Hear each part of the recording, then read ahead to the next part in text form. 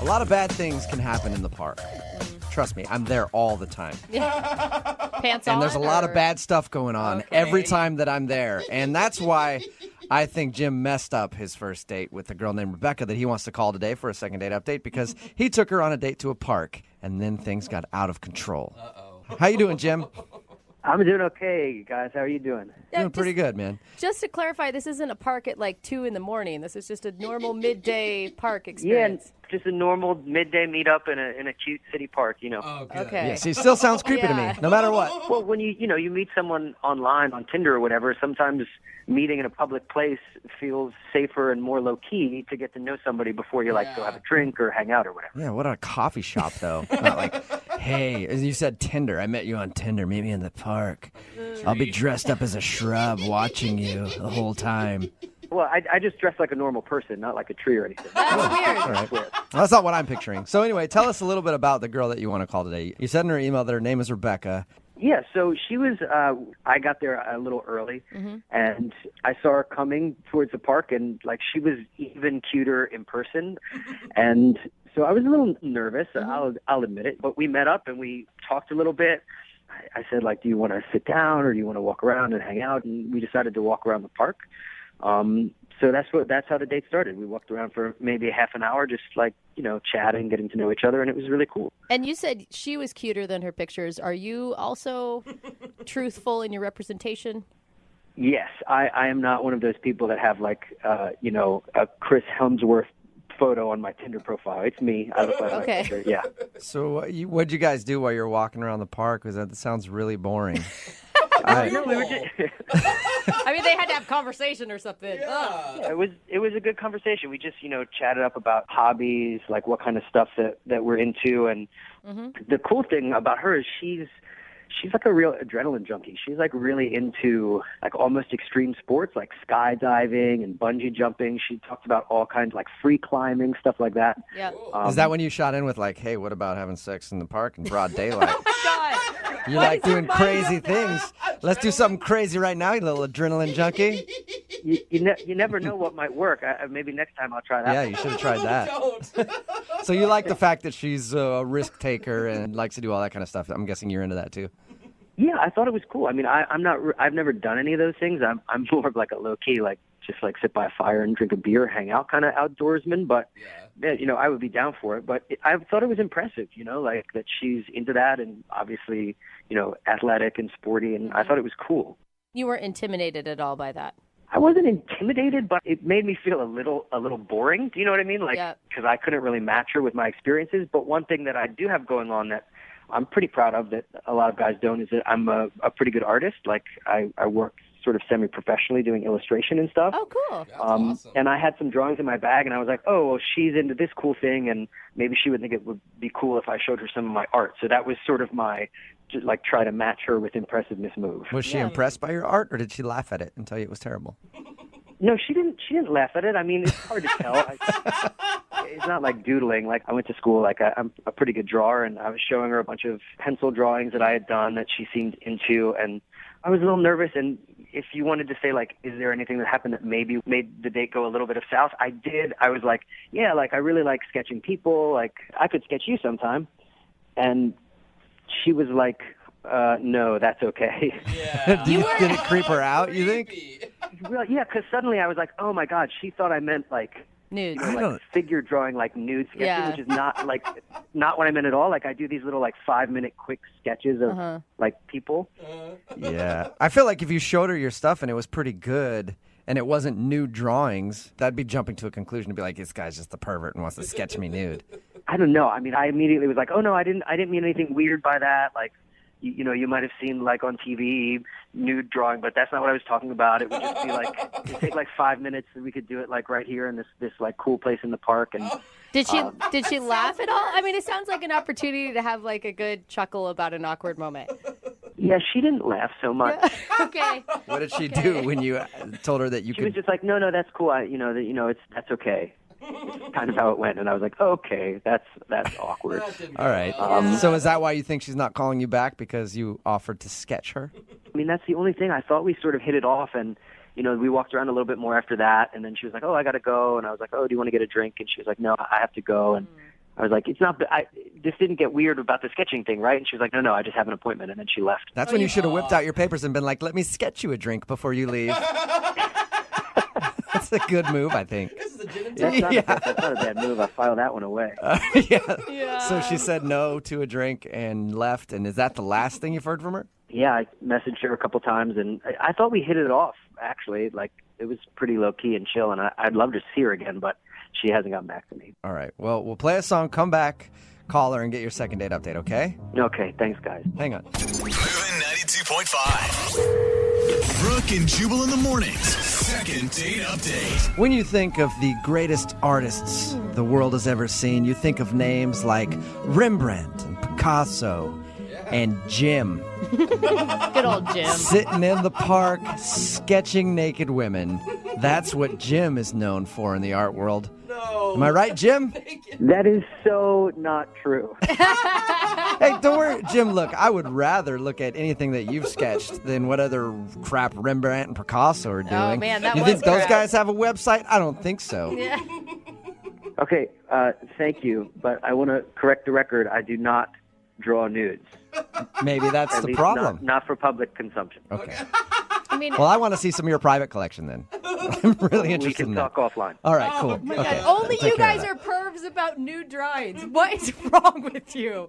Why am I talking about Jim being an artist? Well, we talked about his date that he went on with a girl named Rebecca. He wants to call her right now for a second date update. They met at a park because they met on Tinder and he wanted to meet at a public place. And during their date, he showed her some of the sketches that he does and then offered to sketch her. And that's when she seemed to get kind of weirded out and asked to leave. And she hasn't talked to him since.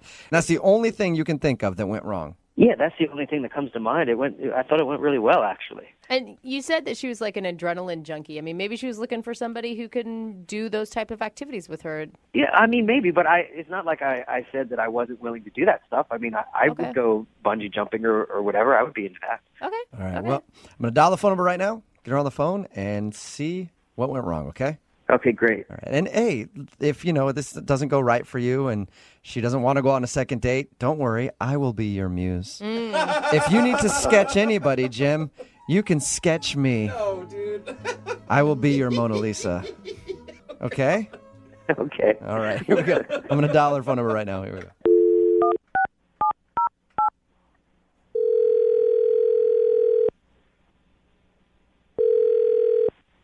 Hello. Hi, can I speak to Rebecca, please? This is she. Hey, Rebecca, how are you? This is Jubal from Brooke and Jubal in the Morning. I'm sorry, who is this? Jubal from Brooke and Jubal in the Morning. It's a morning radio program. Okay. Okay. We play a lot of crappy music and then sometimes talk in between that music. All right. Well, not all the music's crappy. Some music's decent, some's crappy. It's I just don't like think that music, she you know. needs It's like all kinds of. I mean, we play music and we talk sometimes. That's basically what happens. Is this really a radio show? Yes, it is. It's quality, isn't it? It makes you want to listen. I'm calling you because one of our listeners recently emailed us about you. What? Yeah, his name is Jim. He emailed us and wanted us to get a hold of you because you guys went out on a date and now you're not calling him back. And Jim is very curious if you did something wrong.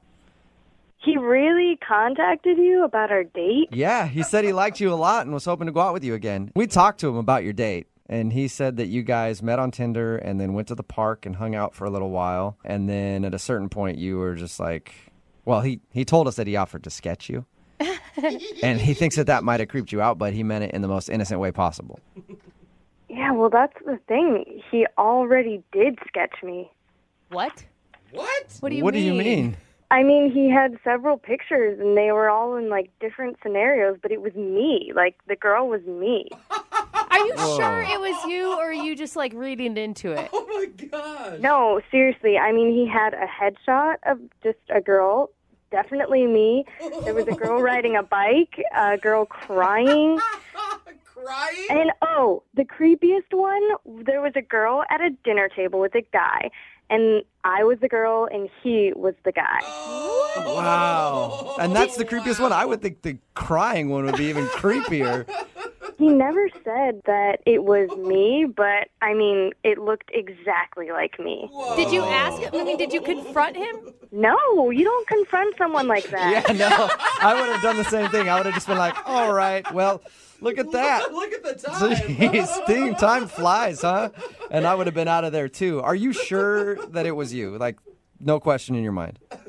No question, yeah. It was definitely me. Is there any like distinguishable feature that you have? Yeah, I have freckles, and he drew the freckles on the girl's face and everything. It was creepy. I thought it was really creepy him asking to sketch you in the first place. And then actually showing you pictures that look like you is way worse. Oh, come Yeah. on, give this guy a break. Like, obviously he's nervous and he didn't go about it the right way, but he's probably just trying to impress you. In a park? With sketches of me? He sounded well-intentioned. Yeah. Yeah, the whole thing was just way too creepy for me, and I couldn't handle it. That's understandable. You know what else is creepy, Rebecca? Jim is actually on the phone listening to this conversation and wants to talk to you right now. What? Yeah. I'm so sorry that you thought that was creepy. Oh, this just I'm isn't so normal. sorry. This is not normal. Those are not sketches of you. I'm so sorry. What do you mean they weren't me? They looked exactly like me. I mean, a lot of those I drew before I even knew you or, like, met you or saw you or anything. I mean, if there's a resemblance, it's totally a coincidence, I swear. The freckles? What about the freckles? Yeah, I don't know. I mean, maybe, like, I think freckles are cute, and I was drawing a girl with freckles, and then I saw you, and maybe, like, you looked like something I had in my head already or whatever, but... Jim, are you sure you didn't sketch pictures of her before meeting her? Yeah, be honest. No, definitely not. I mean, you know, like, you see images, and, like, if I had seen her face, maybe that worked its way into a drawing or whatever, but I swear I was not sitting at home, like, full Silence of the Lambs, like, sketching you from your Tinder picture. Like, I swear to you. Come on, give him like the benefit of the doubt here. I think he sounds like a nice guy, and obviously he'd be attracted to you if he was drawing women who kind of looked like you before he even met you. I don't think I think the same way. This is just too much of a coincidence that we're on our first date and he shows me pictures and the girl looks just like me. Listen, Rebecca, I'm really sorry. Now I feel horrible that you thought that I was some kind of, like, sketchy, sorry, pun intended, like this freaky guy that was drawing you. I swear that is not what was going on. And I know the radio show thing is a little weird, and the whole thing is really weird, but I had a great time with you, and I think you're really cool, and I would love to just, like, reset and, like, hang out somewhere of your choosing. We can do something. No sketchbooks, like, just hang out. I'm really sorry about this whole thing. It's so weird. I'm sorry. Yeah, I just can't get rid of the image of me looking at myself crying in your picture. I mean, what was I even crying about? It wasn't you. It's just it's an image. There's no, like, story or context. It's just a random person. It's just like a circumstance. There's no story behind it. Hey, Rebecca, would you like to go out with Jim again? We will pay for a second date. Oh, give him a second chance. I don't think so. I'm sure he's busy drawing other girls on Tinder. Oh my Are God, you sure? you're Is so there any mean to way? him. Is there any way that he could prove to you that these drawings aren't of you? Maybe you want to see him again. Like, you guys could go out to a restaurant. He could show you the pictures again. You can look at them and maybe dissect them a little more. Maybe it was just in the moment. So you want me to schedule another date with some random guy that drew pictures of me ahead of time? That's what you want me to do right now? Oh my Yeah, God. you know what, Rebecca, you're right. Never mind. Forget I Put it asked. that way. Jim, Poor Jim. I'm sorry you did not get a successful second date. I knew I should have left the sketchbook at home. It's Yeah. just like, Yeah, Maybe in the future do that. Leave the sketchbook at home. there will be a woman out there that appreciates your talents, Jim. I'm sure there will be. thank you for saying that. And you're probably drawing her right now. It's brutal. You guys are brutal. Brooke and Jubal in the morning. Text in at 78592 that says, that guy is a serial killer. Run.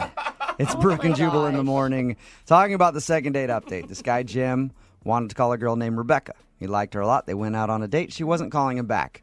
It turns out that Jim is an artist, and during their date, he took out some sketches to show her that he's done. showing off a little bit, right? Sure. This is my interest. I like to sketch things. She wasn't calling him back because all of the sketches looked like her.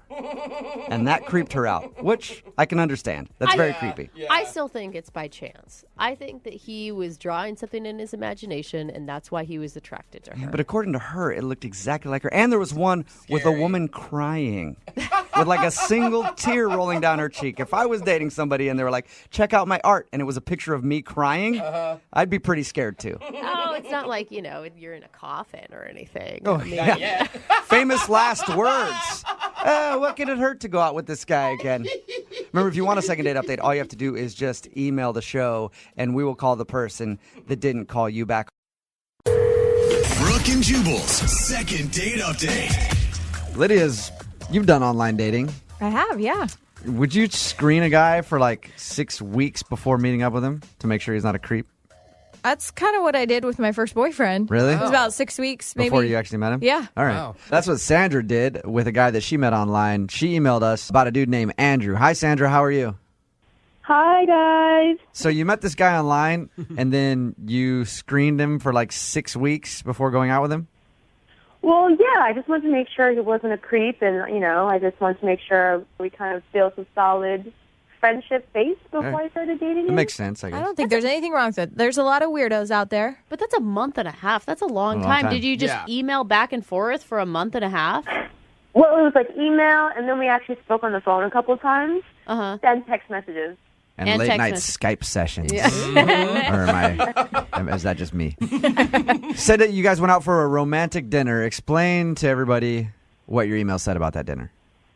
So after 6 weeks of correspondence, we went to this Italian restaurant, and it was really nice. I mean, he was really gentlemanly. He opened the door for me. He kind of put his hand on the small of my back, which I really liked. And I don't know, I just thought it was a really perfect date. And then at the end of the night, he didn't even kiss me goodbye. Did you put off signals like, hey, get over here and kiss me? I did the usual flirting, I touched his arm when I was talking to him, and I smiled a lot and kind of looked away. All right. I mean, maybe since you took 6 weeks to even meet him for a date, he was just being cautious. Did you get that sense at all? When he walked me to the car, it was just all of a sudden so platonic, if that makes sense. And he kind of was like, okay, well, it was really nice. Not even I'll call you later or anything. He gave me a hug. Oh. And then just left. Oh, Did so he- he didn't say he was going to call you later, because normally we get emails from people that are like, oh, he No. said he would call me and blah, blah, blah. So he just left. Yeah, that was it. I was like, did I do something wrong? I don't understand. We had such a great conversation, and, Did he pat you on the back as he hugged you? kind of once. I was Hey, bud, all right. Yeah, that's a friend hug for sure. Definitely. Have you tried to get a hold of him? I did send him a text message, and he didn't respond. So I don't know if it's something I did during dinner. I just thought after 6 weeks, I thought it would be, moving forward. Yeah. So you just want you're willing to admit that you probably did something that he didn't like, but you just want to know what it is? Yeah, I mean, I want to know so I don't make the same mistake again. Okay. Okay. We're going to play one song, and then we're going to call him. And Okay. and get your second date update. Are you nervous? A little bit. I mean, I hope it's nothing too bad or. All right. Okay, hang on. We'll call him in a second, okay? Thanks. 92.5. Brooke and Jubal in the mornings. Second date update. You know what I really enjoy when you're on a date and they know that you're not into them, and then they start talking a bunch because they get nervous? It's so awesome just to go yeah, you are bombing so hard right now. I feel like you ruin dates on purpose just to get to that awkward Yeah, point. It's great. All right, Sandra, you ready to give Andrew a call? Yes. Again, if you weren't listening, Sandra went on a date with Andrew. They went out to eat, had a nice dinner, but at the end of the date, you kind of knew that something had happened and he wasn't that into you anymore, right? Yeah. Yeah. Okay. When I first met him, I thought, oh my God, he's just living up to and exceeding my expectations. And then just the end of the night, it just threw me off. I just am blindsided. Yeah. Okay. All right. And like we said earlier, you are willing to admit that something probably happened. You just would like to know what it was that you did. Yes, please. All right. We're going to call him right now. Get your second date update. You can jump in on the phone call whenever you want, okay? Okay.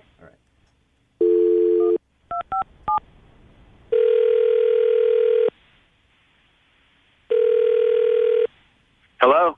Hey, is Andrew there? Yeah, this is Andrew. Who's this? This is Jubal from Brooke and Jubal in the morning on Moving 92.5. How are you? I'm fine, thanks. How are you? I'm good. You got a second to talk? Yeah, sure. What's this about? Somebody emailed us about you, and we want to give you a call to talk about them. Okay. Would you like more explanation on that? You think? We do a segment on our show called Second Date Update. It's where you go out on a date with someone and then blow them off or don't call them back. They email us to call you and ask why. So somebody emailed us about you. Oh, no. Is it that bad? I don't know. Do you already have a suspicion of who might have emailed us about you? I guess there's a few people. I just started doing some online dating, so I guess it could be. I don't know. Have you blown a lot of people off in the past couple weeks? Player, Andrew. No, I haven't. I guess I haven't blown a lot of people off. He's kind of excited about this, Yeah. which I like about you, Andrew, because you sound fun. Yeah. You went out on a date with a girl named Sandra. Oh, yeah. Yeah. There you go. Sandra emailed us about you. She said in her words that she could kind of tell that at the end of the night you turned and weren't really into her. What happened? Well, how much did she tell you about this date? She basically said that you guys talked online for about 6 weeks and then went out to dinner and she had a good time. She didn't go into more detail than that, really. Okay, I can't believe I'm even telling you this story. She asked if we could order some dessert, so we decided on ordering some tiramisu, and then she kind of started urging me to feed it to her. Ooh. And she was doing this whole, sexy baby voice. She's like, hey, sexy baby, just feed me this tiramisu. I don't know. I like the way you're doing it. I'd feed you tiramisu any day, Andrew. She was like, yeah, feed it to me. No, get rid of the spoon. Use your finger. I want to lick it off your finger. Okay, that's nice. It was just really weird. Okay, hold on. To my defense, I did that once, and you're exaggerating the story, Andrew. Hey, Andrew, Sandra's actually on the phone with us right now. You're making me sound like a little freak, saying, oh, baby, can you please lick it off my finger? I didn't do it like that. I was playful, and I was like, oh, baby, you want to lick it off my finger? It was very sexy and flirty. It was a really, really hilarious attempt at sexy. That's how you always want it described when you're being sexy. A very hilarious attempt. Do you not see how Andrew could think that's kind of odd? I just thought I was, buzzed, and I was feeling playful and free, and I was having fun, and I guess I took it in a direction that he wasn't comfortable with, but, I was just kidding around. Can you understand that, Andrew? Yeah, I mean, it actually, looking back on it, it really actually was kind of funny. She's like, maybe tipsy, being all like, ooh, isn't this hot? Licking It's not. Wow. Hey, it could get great in the bedroom for you guys. I don't know. She sounds adventurous and confident. Andrew, Yeah. now that she knows to maybe wait until the fourth date to lick food off your finger, we will send you guys out on a second date. We'll pay for it if you'll go out with Sandra again and give it another shot. Oh, man. I did have a good time with Sandra. I did. So are you saying... Yeah, let's go. Let's do it. You go out with her again. Okay, cool. It's a finger-licking good time. Sandra, do you want to go? Do you want to go out with him again? Yes, and I promise I won't make you lick my fingers. He's actually going to order extra silverware when they get there. Brooke and Jubal in the morning. Taking a girl to your work on a first date. In some instances, that could be a good idea. Like if you're the captain of a luxury yacht. Okay. yeah. I was going to That'd be go cool. with no until you said that. I can see Some that now. cases, could be a bad idea, like if you're a janitor. Probably not a good place to take somebody on a first date. Well, the guy on the phone for a second date update today, his name is Mike, and he took the girl that he liked to his job for his date, and I think that was a terrible idea. What's up, Mike? Hey, man, how you doing? What's up with you? Hey, Mike. Are you a janitor, Mike? I'm just going to get that right out on the phone. No, it's way cooler than that. Okay. I'll give you that, Mike. You do have a cool job. We'll get to that in just a second, but first, let's hear a little bit about the girl you went out with. What's her name? Her name's Katrina. She's rocking. She has a rocking body. I met her at a gym. Oh, God. I just never think that really works out. I'm impressed already, Mike. It almost didn't work out for a long time. I mean, I followed her for about 11 months, a year in the gym, just like... Mike, that's creepy. You should choose different words, Mike. No. I didn't follow her. I saw her. We ran into each other. In fact, we talked several times. I mean, she really seemed interested. So you promise that you didn't like jump out of her locker inside the women's locker room or anything, right? Hey, you know what, Brooke? I'm not a creep boy. I'm not crazy. Yeah, it was the shower, not the locker. He just showed up behind her. Hey, what's up? My name's Mike. Nice to meet you. So how did you finally work up the courage to ask her out? Well, I met her over a year ago, and I asked her out the first time I saw her.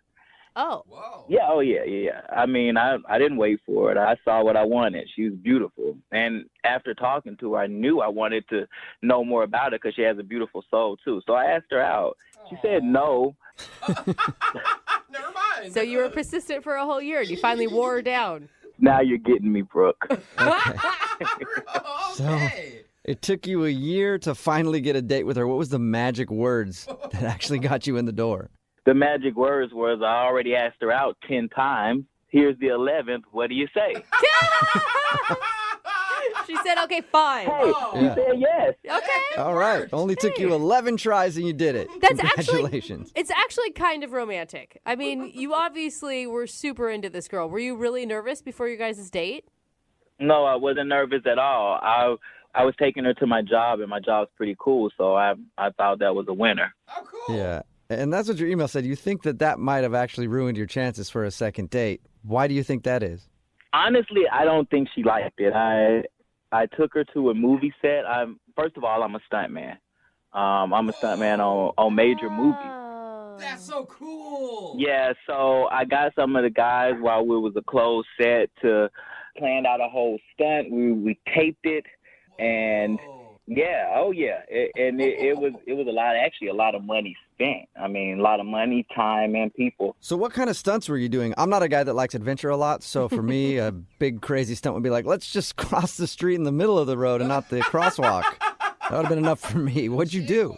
The stunt was being blown out of a building. What? Whoa. Wait, Oh my you took her on a God. date to show her you getting blown out of a building? No, we got blown out of a building together. Oh, wait, you What? are... What? She was participating in this? Talk about trust and team building. What more do you want, Brooke? Dude, that's crazy. How? Wait, so... Whoa. safe was this? It was totally safe. She was definitely padded. We were hooked to a crane. We had our jerk vest. We had everything we needed. The explosion was a little bigger. Now, I will say that. It was a little bigger than we expected, and the fire did cross our faces and our body. But we had... Dude. No. We put enough fire protecting on us that we were totally okay, but she wasn't okay with it. Yeah, she doesn't have eyebrows anymore, but it was fine. It's funny you say that. She mentioned that her eyebrows were singed and she's smelling burning and this and that, but her face looked intact when I saw her. And, Her face looked intact. and what do you expect? We're getting blown out of a building. It's a little, fire. Oh my God. So wait, Yeah. did you tell her exactly what was going to happen in this stunt? Once we got everything strapped up and we were a go, I let her know. She was a little nervous. Yeah, you Are think you kidding? that's a conversation, don't you think, Mike, you should have had before you even went out? Like, hey, what do you think about this? We go get blown out of a building or do dinner. No, I told her a movie set. She was all about it. Yeah, but it doesn't mean. And you're only partially sure that that's the reason she's not calling you back. Because it sounds like it should be 100% the reason why she's not calling you back. Well, Brooke, it's never safe to assume anything. Okay. She never once told me she didn't like it. Okay. Afterward, I asked her, did she want to eat? She said no, she would rather go home. And, honestly, sometimes when I'm doing things like that, I have so much adrenaline.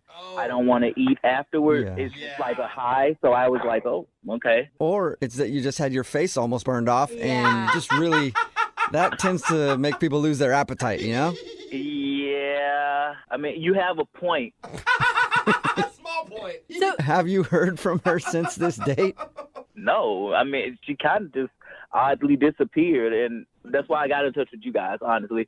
Okay, so she hasn't been at the gym or anything. No, it's almost like she just kind of switched times because we've been doing the same thing for a year. I mean, it's not hard to run into her, and I'm not seeing her. Yeah, she's avoiding you. I can tell you that right now. Totally. Why would she avoid me? You think so? Yeah, dude. Pretty much guarantee so. All right, Mike, we're going to play a song, come back, call her, and get your second date update, okay?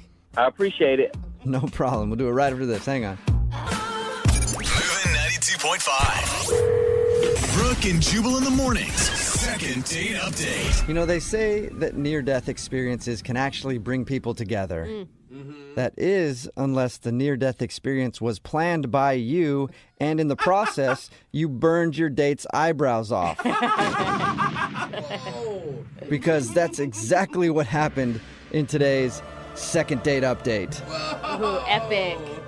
Mike met Katrina at the gym, and he'd been asking her out for a long time. It took him 11 tries to ask her out. And Mike is a stuntman, and he decided to take Katrina to his job for their date. And he planned to have them blown out of a building together. And he did it. And she singed her eyebrows and seemed really scared and upset by the whole deal. And now she hasn't called him back. She even declined going to dinner with him later. But it sounds like an epic saga. And we're about to see if we can figure out why she's not calling him back, even though we all probably know. Mike, are you ready to give Katrina a call? Yeah, that music got me pumped. I'm ready. Oh, gosh, Yeah. Mike. You need to calm it down.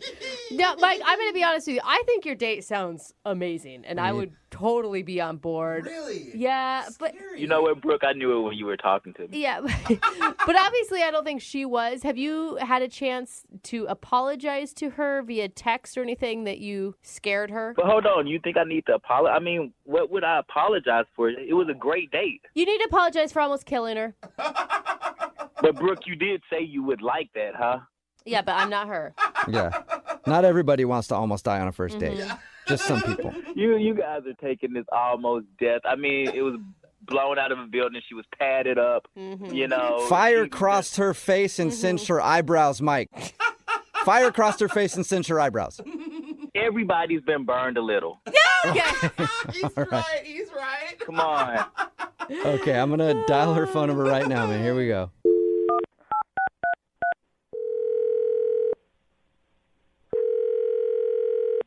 Hello, Hi, can I speak to Katrina? this is Katrina. Hey, Katrina, how are you? This is Jubal from Brooke and Jubal in the morning. Brooke and Jubal. I've never heard of that. That's okay. There's a lot of people who haven't. I'm calling you today because one of your friends listens to our show, and he actually emailed us about you. One of my friends emailed you. Yeah. Well, it's more of a guy that you went on a date with. What? Yeah. It's a guy that you went out on a date with. He emailed us about you and wanted to see if we could get you on the phone. When was the date? Well, I'm going to guess that you probably remember it because it might be the only date you've ever been on where you've been blown out of a building. Oh, my God. We are all impressed that you survived that. Yeah, you and me both. Katrina, we do a segment on our show called the Second Date Update. That's where if you go out on a date with somebody and then end up not calling them back after, they email us to see if we can get you on the phone and find out what went wrong. So Mike, who took you on that date, emailed us to see if we could figure out why you're not calling him back. You're kidding. Oh, my God. No, he's really curious. Mike has a lot of surprises, doesn't he, Katrina? Yeah, to say the least. He's got them blowing out of his everywhere. So is the reason you're not calling him back because the date was scary? Because it sounded horrifying to me. Well, it started out good, and it was fun. I mean, it was different. Different's a better word. Yeah, but I mean, it sounds like you're totally avoiding him. He said that he hasn't even seen you at the gym. Like you changed your entire schedule. Well, I had to recover. Recover? I mean, you ever been on a date like that? You might want to think about if you want to see that person again right away, right? I've been on a lot of dates like that, but never because I was blown out of a building. Right. So if I was blown out of a building, so you can imagine, I'm going to take a little more time. Okay. I don't even know how to look him in the face right now. Well, why? Because you were scared? I mean, you were that scared? You don't know how to look at him in Well, I don't know what he told you. He told us that he met you at the gym. He'd been asking you out for a long time, and you finally said yes. And then he did take your date to work day, where he took you to his job, and he's a stuntman. And then he did a little thing where you guys got blown out of a building. He thinks that you were scared and also a little upset because apparently it singed your eyebrows. Well, it did singe my eyebrows, but they grew back. But he didn't say that I wet myself. Oh my God! What? Wait, you did what? I didn't hear. Repeat yourself. What happened? Girl, it's okay. You're in the company of people who have done the same thing. What happened? Did you pee your pants? Oh! I did pee my pants. Now that has not happened. Since I was a kid. Oh my God! Like how wet are we talking? Like a little wet, or all the way down to your knees wet? It was pretty down to my knees. Like I just knew he saw it. Oh my God. Hey, don't feel bad about it, Katrina. I've peed my pants 3 times with him just telling me the story. So big deal. You got blown out of a building. It's okay to pee your pants in that situation. Oh my God! Yeah, but I think he actually noticed. Oh. Why do you think he noticed? Well, he looked at me kind of stunned, and he was like looking me up and down. And so I thought, even though he said, "You want to go to dinner?" I thought he was just being nice. You smelled like urine. That could have been another reason why he noticed. Well, I smelled like smoke, but... Oh, okay. I bet. It covered up the scent of pee. Yeah. He didn't mention anything to us about you peeing your pants, though. No? No. I'd be surprised by that because he had to, undo my harness and help me out of this. Yeah, I'd totally be surprised. It was pretty obvious. Oh, man. But okay, granted, you would be really embarrassed. I understand why you would be. But he obviously was into you. Like, he's tried to call you. You just have totally ghosted him. But I peed my pants our first date. Like, how do you come back from that? I don't know. You only go up after that. That's the great part of it. You know what, Katrina? I know you're not good with surprises, and I don't want you to make the same mistake twice, but Mike is actually on the other line listening and wants to talk to you. Try not to pee your pants. Oh, my God. Katrina, you don't listen. Hey, I heard everything. You don't have to be embarrassed. In fact, I knew I was just keeping it quiet. I didn't want my friends to know you had peed on yourself. I did it. And listen. No, I did it. I did it my first time. At least you did it like a champion. You were wearing all black. Nobody noticed. You know. You noticed. Well, obviously, I noticed I'm taking your harness off. I'm bending down in front of you. I smell pee. Come on. And technically, it's all your fault. Yes. So wait, Mike, you were going to take her to dinner with wet pants? I didn't want to draw attention to it or embarrass her, but I still wanted to spend time with her, so I didn't know what to do. Hey. Dude, that says a lot. A man who's going to take you out to dinner with pee pants on, he likes you. It's kind of romantic. I mean, I don't know what to say to that. I was so embarrassed. Oh. Well, say that you will answer my phone call when I call you next time. Okay, I could do that.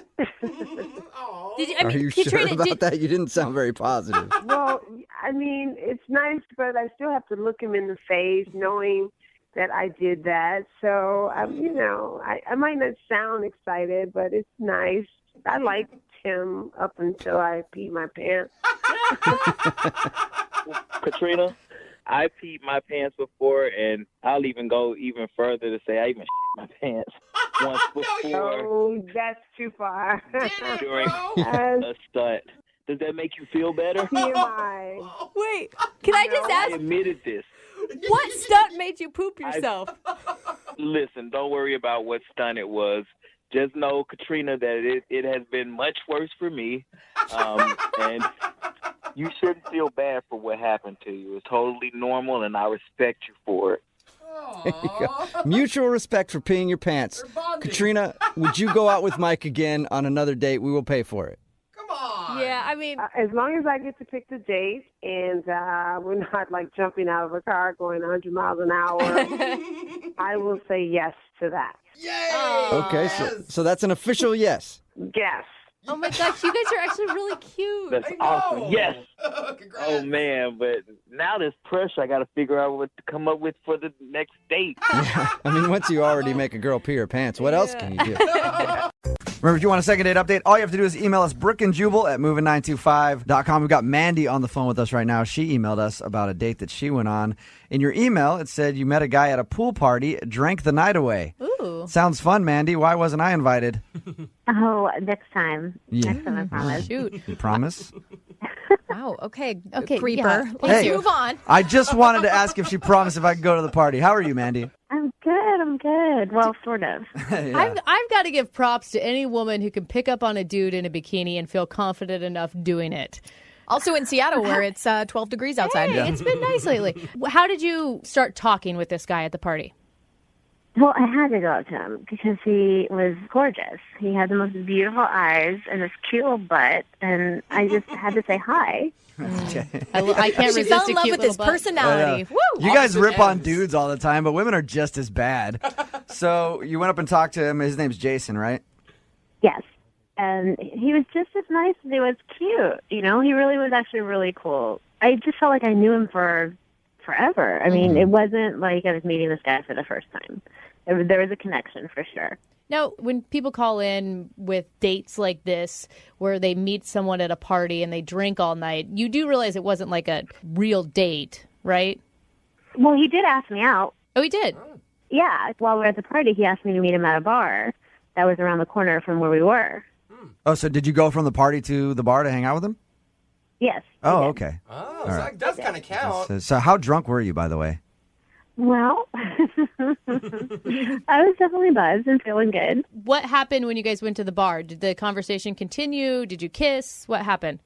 Well, actually, we kissed in the pool. Oh, So nice. I already knew that he was a good kisser. okay.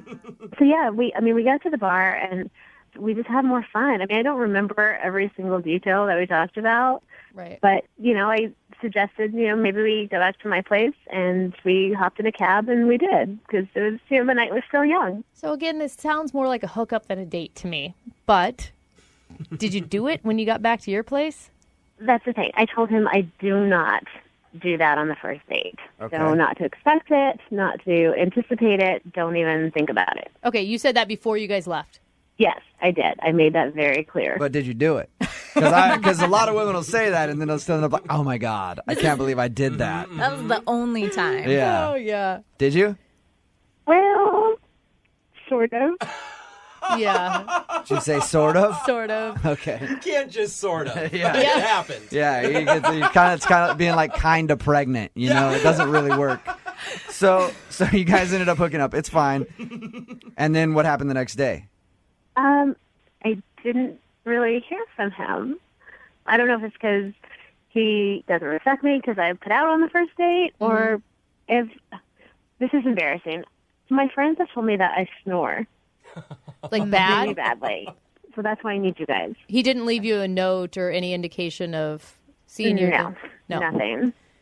Jubal, what would you think if you're at a pool, some girl picks you up in a bikini, you go drinking all night, you end up back at her place, you do it. Yeah. Would it be the snoring that turns you on? No, I'd be in love. I'd be thinking marriage. You're such a liar. No, but I would think it was awesome. So have you tried to get a hold of him? Well, I thought about calling, and I hung up. I didn't go through with it. Okay. Did he answer when you hung up? No. Okay. No, I just went to voicemail, but I didn't leave a message. What do you expect from him? I mean, did you think that you guys were going to hang out more than just that night? There was a really good connection, and I really don't normally do that, I swear. I know that sounds so cliche, but I felt really connected to this guy. I don't know. I would like there to be more than just a one-night hookup. Okay. Okay. All right. Well, I'm going to put you on hold. Play a song. Come right back. Call him and get your second date update, okay? Okay, thanks. Moving 92.5. Brooke and Jubal in the mornings. Second date update. Brooke keeps saying that what Mandy has wasn't a first date. It was, Brooke. It's an instant date. That's what it's called. when you do what Mandy did. I have had a lot of one-night instant dates then. Instant date. If you were listening just a few minutes ago, we talked to Mandy, who emailed us about a guy named Jason. Mandy met him at a pool party. They made out in the pool, then went out and grabbed some drinks at a bar, ended up back at her place, and she did something she doesn't normally do. Right, Mandy? That is correct. Yeah. Nobody's judging you, And- Mandy. Just own it. She hasn't heard from the guy since. What's the worst thing that he could say to you think? That he thinks I'm a complete slut, and I snore. Which one would be worse? Yeah. Like, well, actually, the slut thing, whatever. Just don't make fun of my snoring, please. Very self-conscious. Yeah. All right, Mandy. We're going to call him right now, okay? Okay. Oh, Mandy.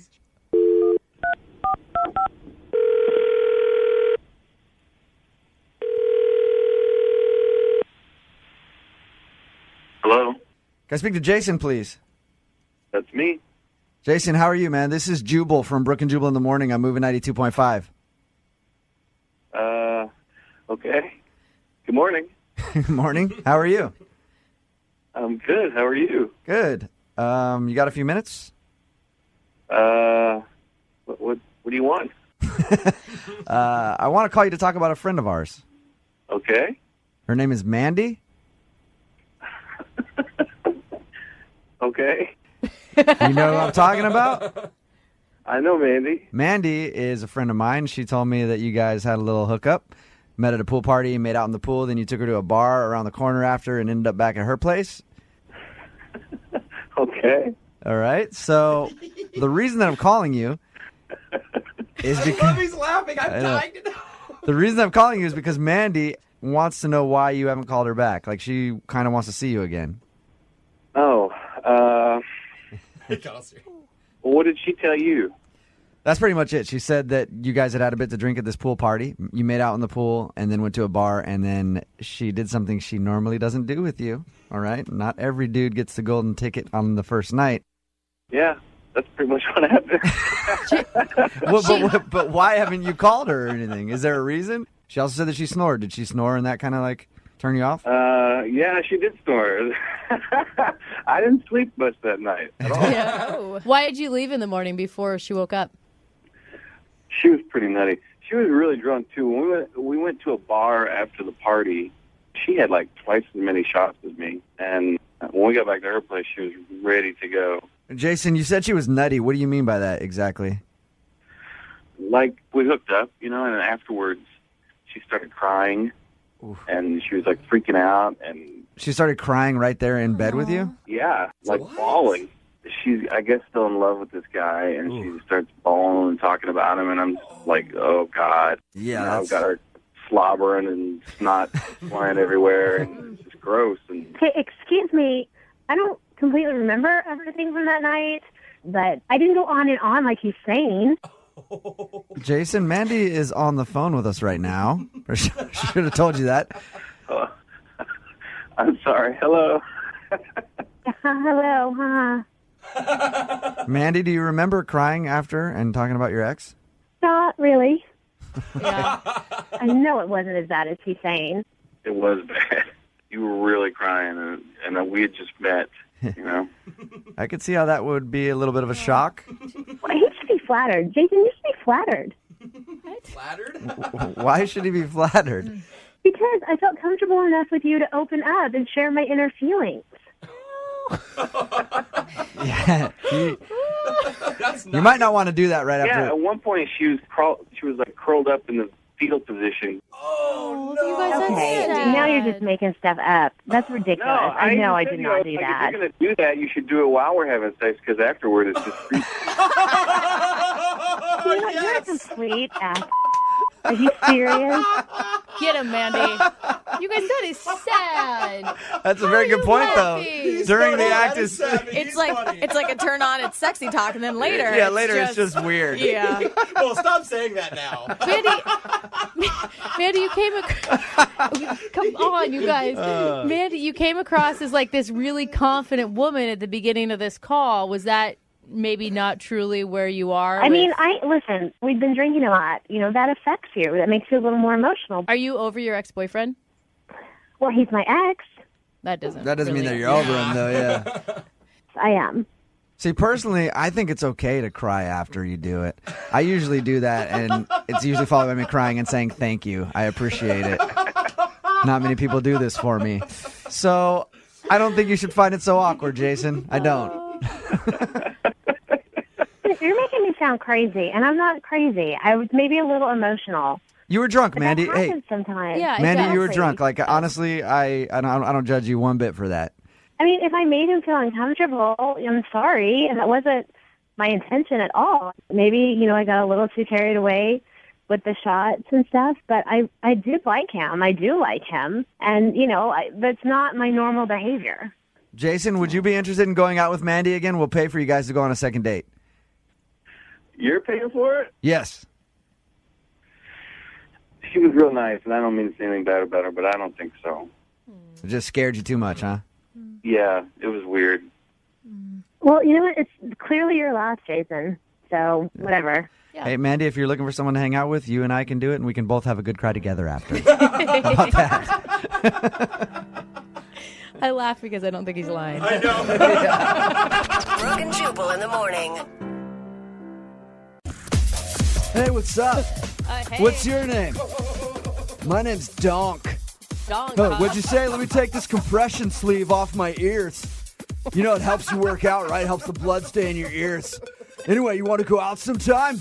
Hold on, I'll be right back. I'm going to go lift my body weight, like 2 times my body weight. And then I'll be back around to this corner of the gym to talk to you. All right, cool. Remember, my name's Donk. Nice seeing you. I'm assuming that's what happened for the guy on the phone today who wants to do a second date update. He said that he met the girl that he wants to call at the gym. His name is not Donk. His name is thank Robert. God. What's up, Robert? Sure. Hey, how are you? I'm good, man. How are you? I'm doing well, Hoping you can help me. Yeah. So your email in said that you met a breezy while you were at the gym, right? I did. How'd that go down, bro? Well, I was at the gym, and I noticed this girl, and I thought, she was over there lifting. Oh, my God. I thought, well, I'll go over and I'll try to flex my muscles next to her. You're joking. I mean, you're kidding at that point when you're telling us this, right? I wish, but the male ego is a scary thing, I think, sometimes. And I realized this in hindsight, but that's what I did. Did you really actually go flex, or you were working out next to her just trying? I was working out next to her. Okay. I pictured you standing next to her just flexing your muscles in the mirror. Extra loud, like. No, I didn't do that. Thankfully. Okay. All right. Thankfully, I did not do that. So what was your opening line? I'm always interested in that. So I saw her over the drinking fountain, and I just went up to her, and I just said, "You have some really nice glutes." You did not say that. Yeah, I did. Yeah. You can tell that she works really hard. She works really hard on those glutes. So, I mean, was she kind of like a meathead like you are? No offense. Whoa. I mean, just say like that's. Yeah, I don't know. no. What do you want, gym rat? I don't know what the term is. No, meathead's a compliment, no doubt about it. That's what I am. That's what I do.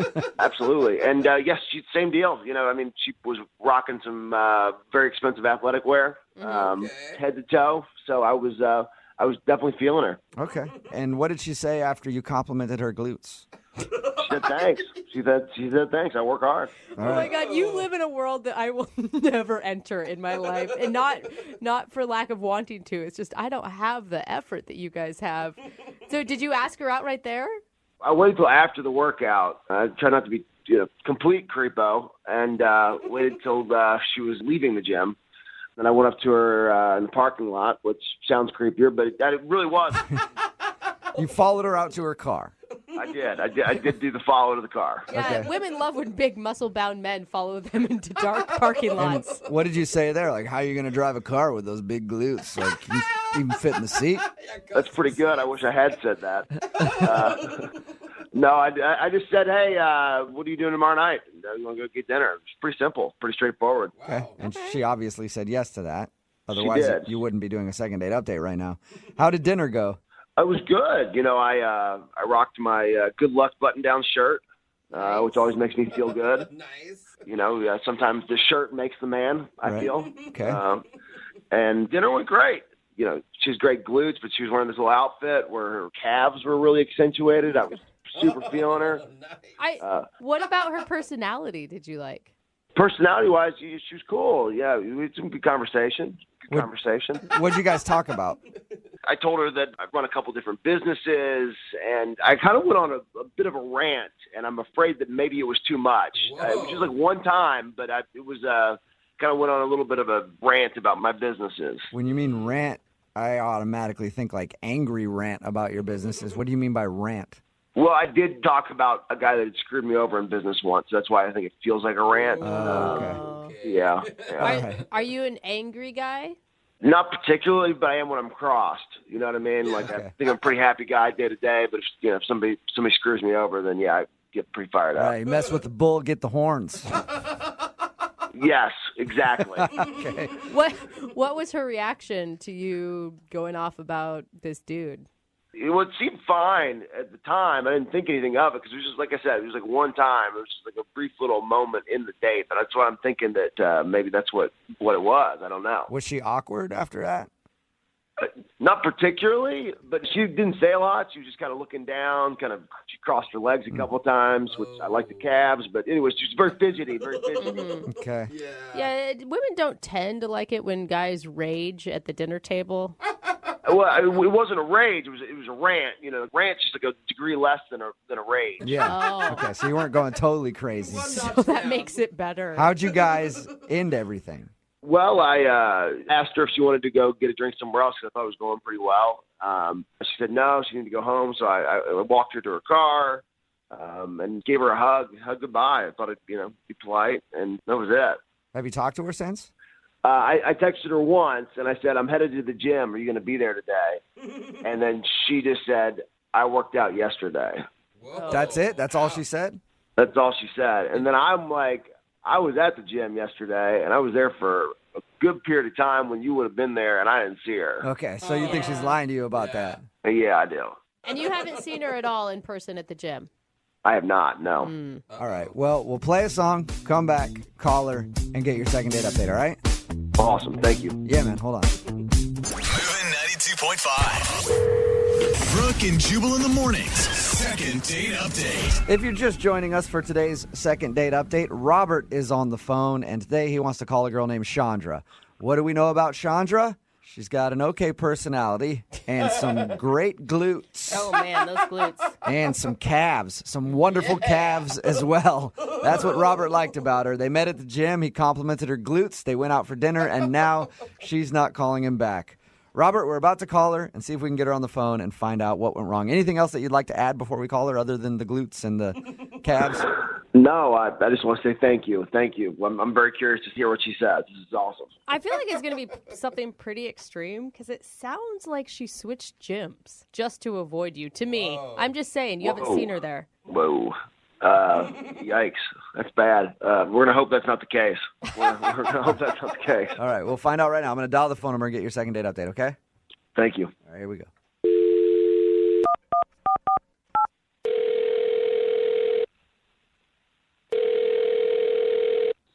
Hello?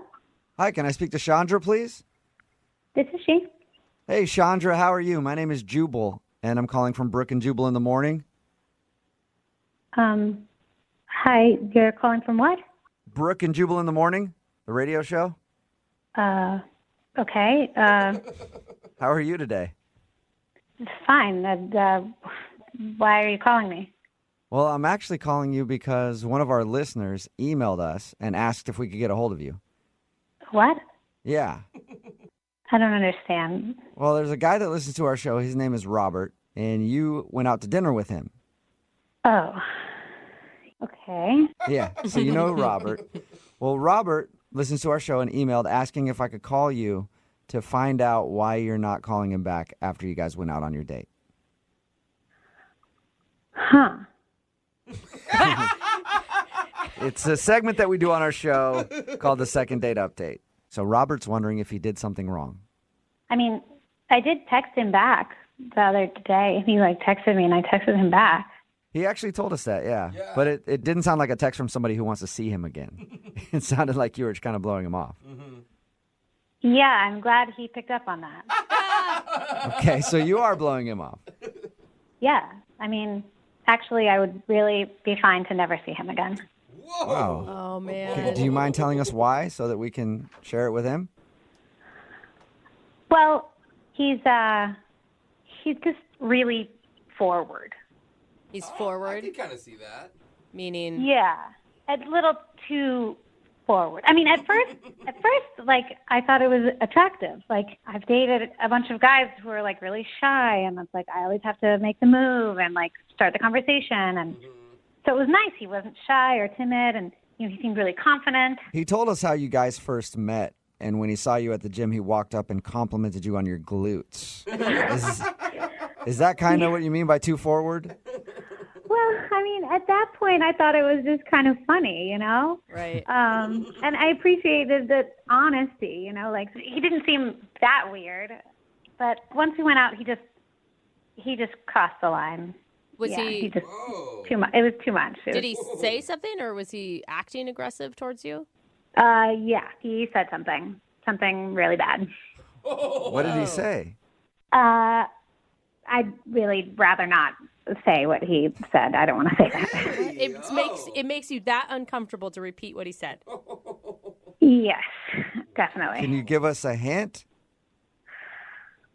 Well, we were talking about our interests, and we were talking about sports that we like, and, you know, he likes like basketball and football, like, you know, and I mentioned that I like swimming and that I'm really good at swimming. I was a swimmer in college, and I was talking about how I'd probably like it because I was really good at it. Mm-hmm. Okay. And then he goes, you know what I'm good at?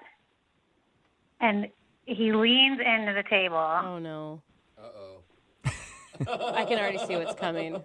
And I can't say this. I shouldn't say this. He doesn't know. Like, I mean, he literally thinks that he did nothing wrong on this date. He thinks he did nothing wrong? Yeah. He thinks he said nothing inappropriate? Yep. Yeah. When we talked to him about your date, he was like, "Oh, it's cool. We just had a fun conversation. I may have got a little ranty at some point about my business, but that's all I could think of." That's amazing. This guy's totally clueless. All right. The anticipation is killing me. What did he say? Yeah. Oh, God. Well, I can't say this, but I'll try to give you the idea. Okay. He leans into me and he says, I'm good at doing things for others that make them happy. I'm assuming you don't mean charity work. No. He was like vulgar about it. Really? Oh, wow. Yeah. Like how vulgar? Like he used some pretty disgusting words. Can you just do like a rhymes with here? No, I'm not going to do that. Use your imagination. If he was talking about how he is good at servicing women. I think I understand what he was saying. And he really thought he was going to impress you with this information. Yeah, I mean, I've been on a lot of dates. Nobody has ever said anything like that to me. Wow. And you weren't interested in putting his skills to the test, huh? Gross. I mean, this was a first date. Yeah. Okay? Like, we hadn't even kissed or anything. And we're talking about sports, and that comes out of nowhere. And there was no sexual talk at all before this statement. I was talking about being on the swim team. Well, thank you for telling us your story. I appreciate it. You're welcome. It was horrible. I wish I could forget it. Right. Well, unfortunately, you're not going to be able to forget it just yet because he's on the other line listening and wants to talk to you. Wait, what? Yeah. Are you serious? Robert? Hey, Chandra, how you doing? Oh, God. Yeah, I'm a little confused. I'll be honest with all of you. What? We were talking about things that we were good at. She said she was good at swimming. I'm really good at that. What's really wrong with that? That's not a sport, Robert. Inappropriate, man. It is for some people. I can't believe, like, it was a first date. You don't say that kind of thing out to dinner at the dinner table. We're eating.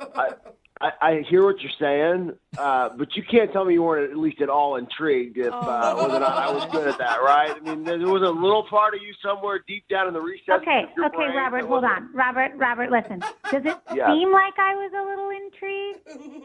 Well, you should have been because I'm really good. I'm really good. I'm I very don't proud of even that. want to meet the women who told you that. Well, I mean, you got to give him some credit. He likes to put a lot of effort into pleasing women. Thank you. We're up there. Yeah, look, it's not about me. I didn't talk about me. I was talking about you. I'm here for you. That's the kind of team player that I am. I think you need to take a little bit of that effort and move it towards how to be appropriate on a date. Yeah, I don't think she's mad at exactly you wanting to do that, but maybe the time and the place was bad. Exactly. And the way you said it sounds like she wouldn't tell us the exact way you described it, but I can imagine it was probably not. Vulgar language? Like, come on. Like, we're not 14-year-olds. Like, come on. Well, I'll concede the location. But I do not apologize for my ability. Oh, my God. I do not apologize for that. Oh, wow. Look, everything I do, I try to do to the best of my God-given abilities. I give 110%, and I am the best at that, and that's what I can promise you in that department. I can promise you that in a lot of other departments, too. Oh, my God. Chandra, was there anything charming about Robert on the date outside of this moment? Well, yeah, I mean, if you listen to him, he's funny, but he's just, like, wildly inappropriate also. Like, way too much. Hey, Robert, let me ask you a question. Next time, if you went out on a date with Chandra, if she actually said yes and you said something inappropriate, would you have a problem with her telling you to stop? Absolutely not. I would have loved for her to say, no, that's inappropriate. Then I know. Now I know what the boundaries are. Well, there you go, Chandra. He just doesn't know. If you went out with him again, you have the freedom now to tell him, hey, don't say stuff like that, and he'll stop. I kind of feel like he has learned nothing from this conversation. I don't want to have to be telling him every time he says something inappropriate. Like, you have to monitor yourself. No, I don't think this was a good match. No? That sucks. I was really hoping to get a second date and see what happened after it. Yeah, that's exactly what I'm trying to avoid. So Sorry, Robert, but there are a lot of women interested in your particular skill set. And I think you're going to be okay. All right. Thanks, guys. I appreciate it. Chandra, good luck. Good luck out there. You too, buddy. You too. Remember who's number one in your heart, all right? Oh, God. Brooke and Jubal in the morning. Brooke and Jubal's second date update. The girl on the phone for a second date update today met the guy that she wants to call because they live in the same building. Oh, that's cute. It's always easy when you live in the same building to meet somebody. The trick is you wait till they're not home, you break in, you steal some of their mail, and then you see them in the hallway and you're like, hey, I think somebody delivered some mail to me by accident. And then you strike up a conversation. It even works with TVs sometimes. Somehow your TV was sitting out in the hallway. It's in my apartment right now if you want to come get it. Wow. Is that how you did it, Rachel? Well, kind of similarly, but no, not at all. So you didn't break into the guy's place, huh? I didn't break any laws, but I did, I did put myself out there. Which boring. I was hoping for an exciting story. How'd you meet this dude?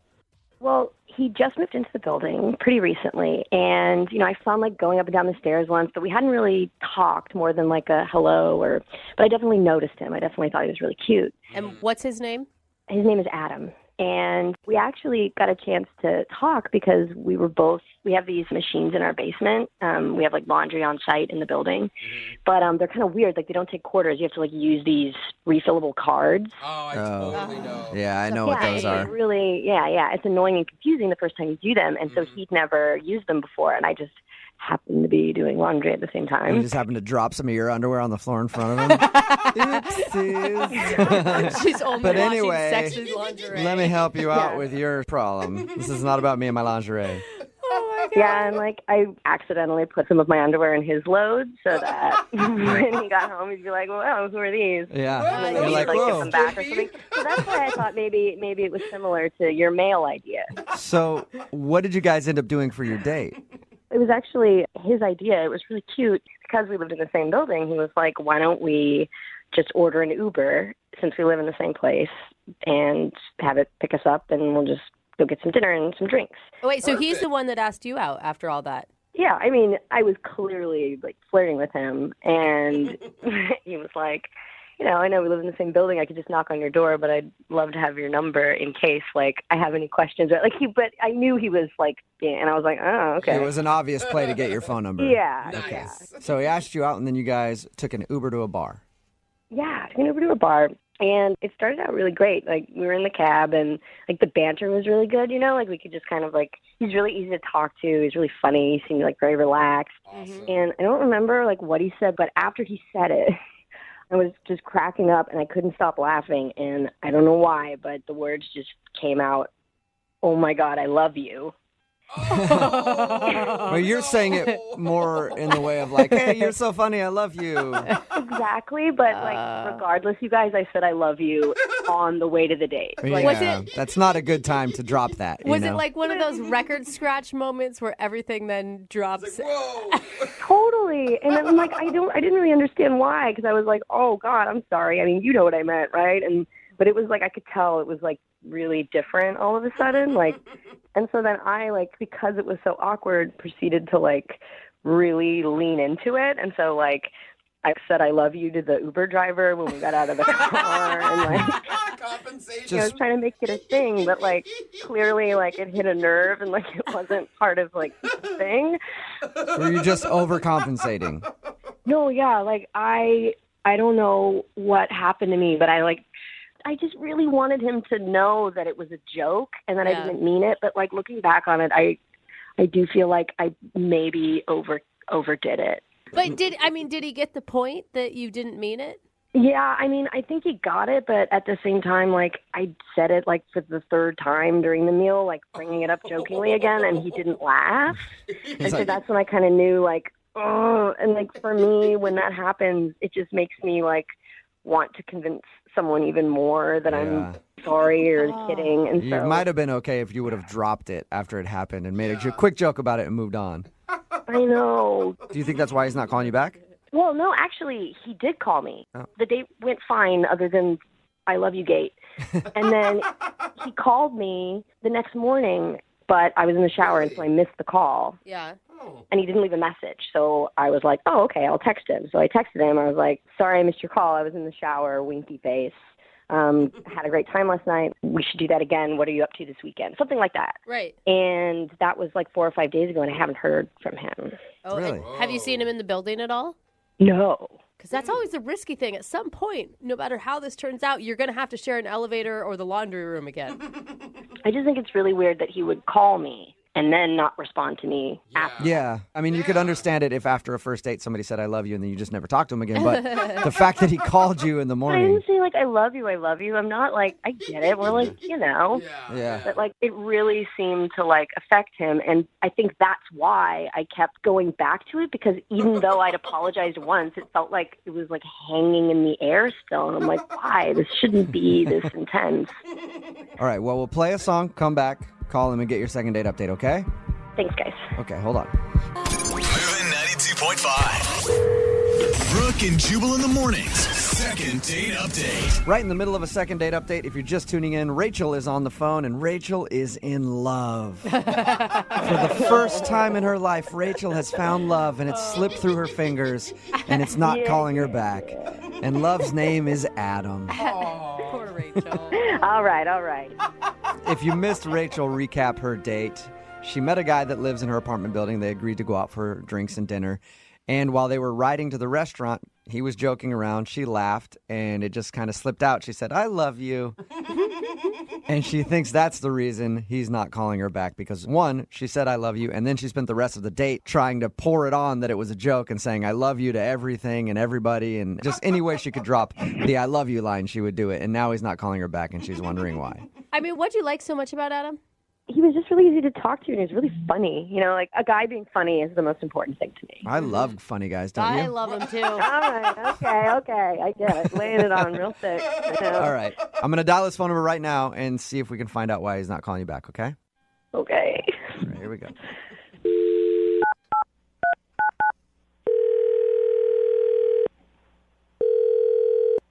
Hello? Hi, is Adam there? Yeah, this is him.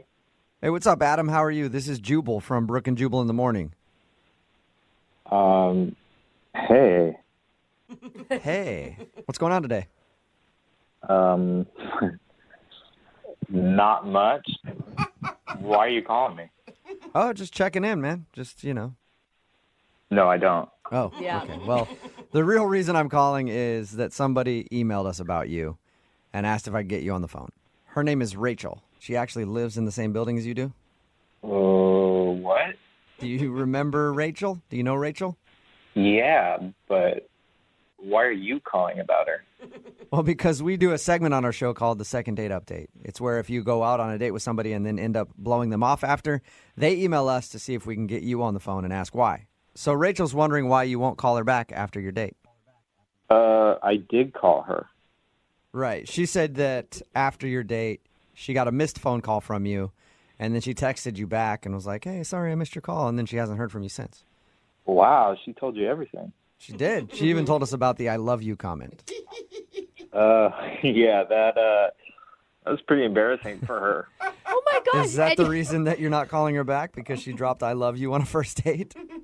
No, I actually thought that was kind of endearing. Really? Yeah, because she got so worked up about it. She kept saying it.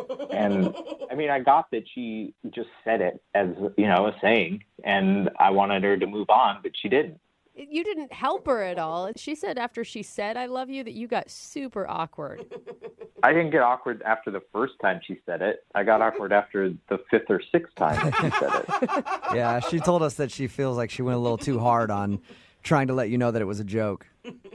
I wouldn't say it was a little too hard. I mean, I was trying to get to know her, and she just kept saying it, and it just kept getting in the way of me trying to get to know her.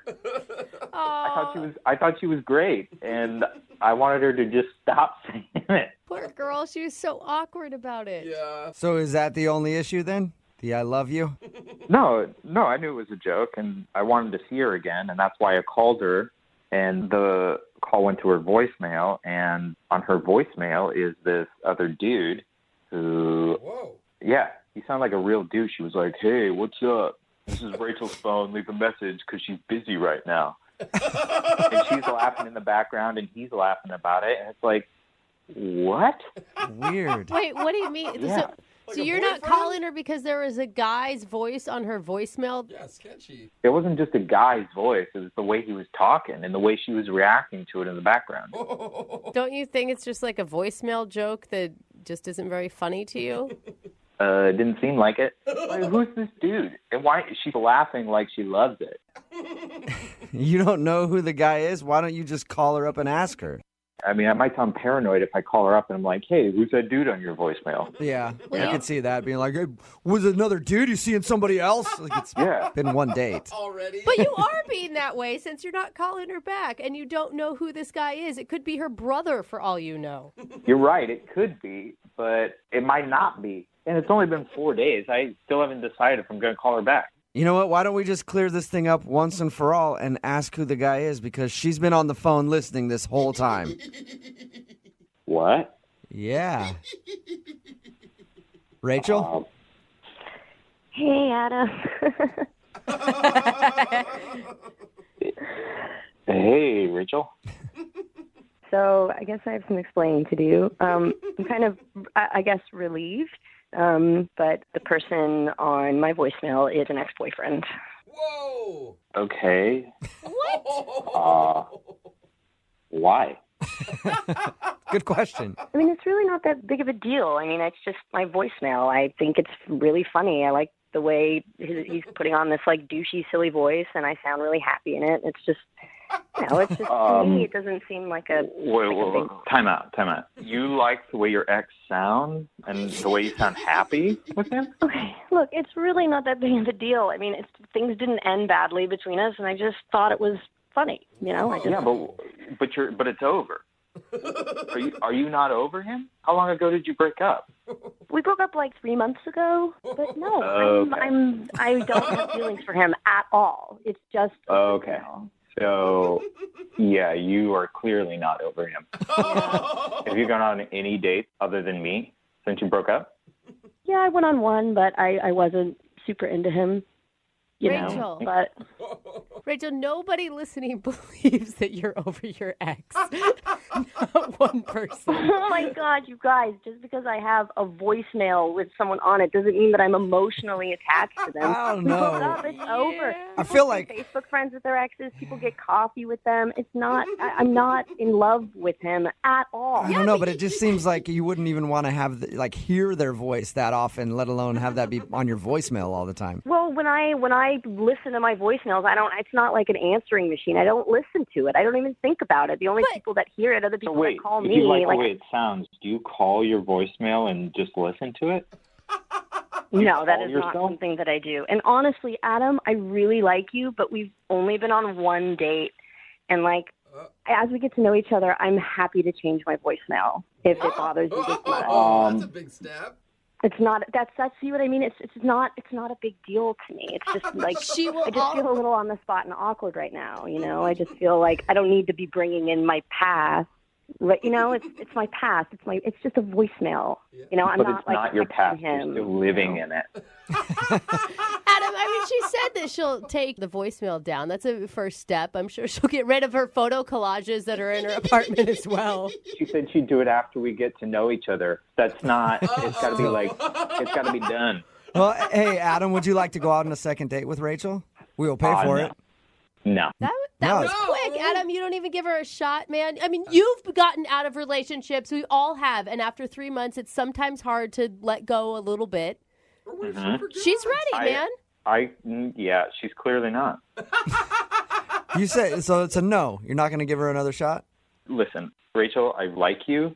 I like you too. I think we got along really well. But I think there's some things that you need to examine. And once you've done that, hit me up. Okay, so you mean like Oh my 3 God, months? Adam, come on. 6 months down the line, Adam, after she's had time to heal? Yeah, I think so. I mean, oh my if they've God, worked Adam, together for a you're year. making a huge mistake right now. I just want to eat food and make out with you, and I'll delete my voicemail. It's not a big deal.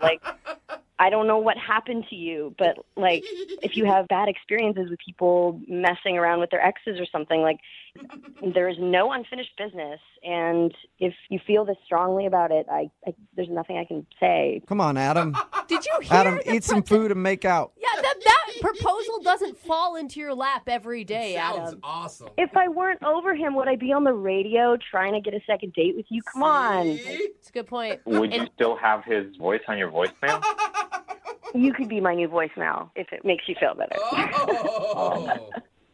Wow, I'm honored, but I'm gonna have to pass. Oh, I can't believe that. She was even honest the whole time.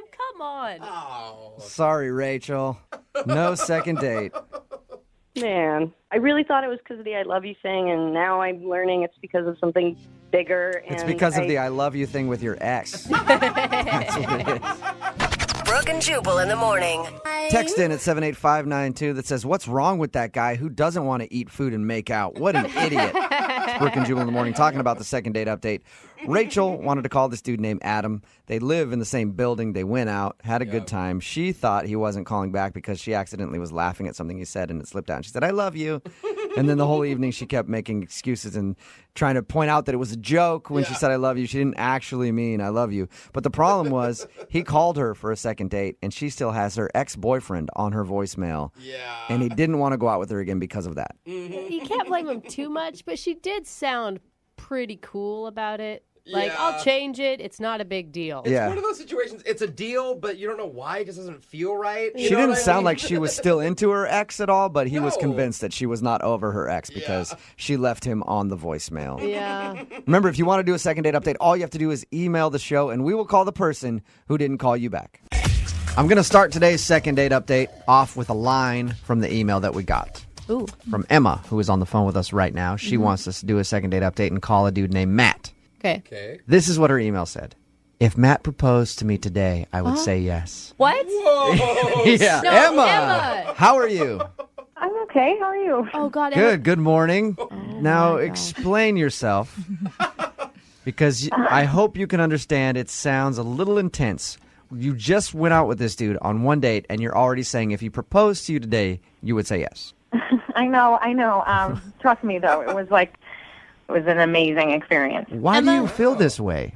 I mean, I don't know how to explain it other than that I just felt that way, that I, looked into his eyes, and it felt like our souls were mingled. I've never had this happen to me before. I'm, not a crazy person. That was going to be my other question. If you have ever gone out on a date with a guy and been like, oh, my God, this is the one. No, I mean, I'm a passionate person, but I've never gone out with someone once and then felt like they are the person for me, and I absolutely feel that way. Where did you meet this guy?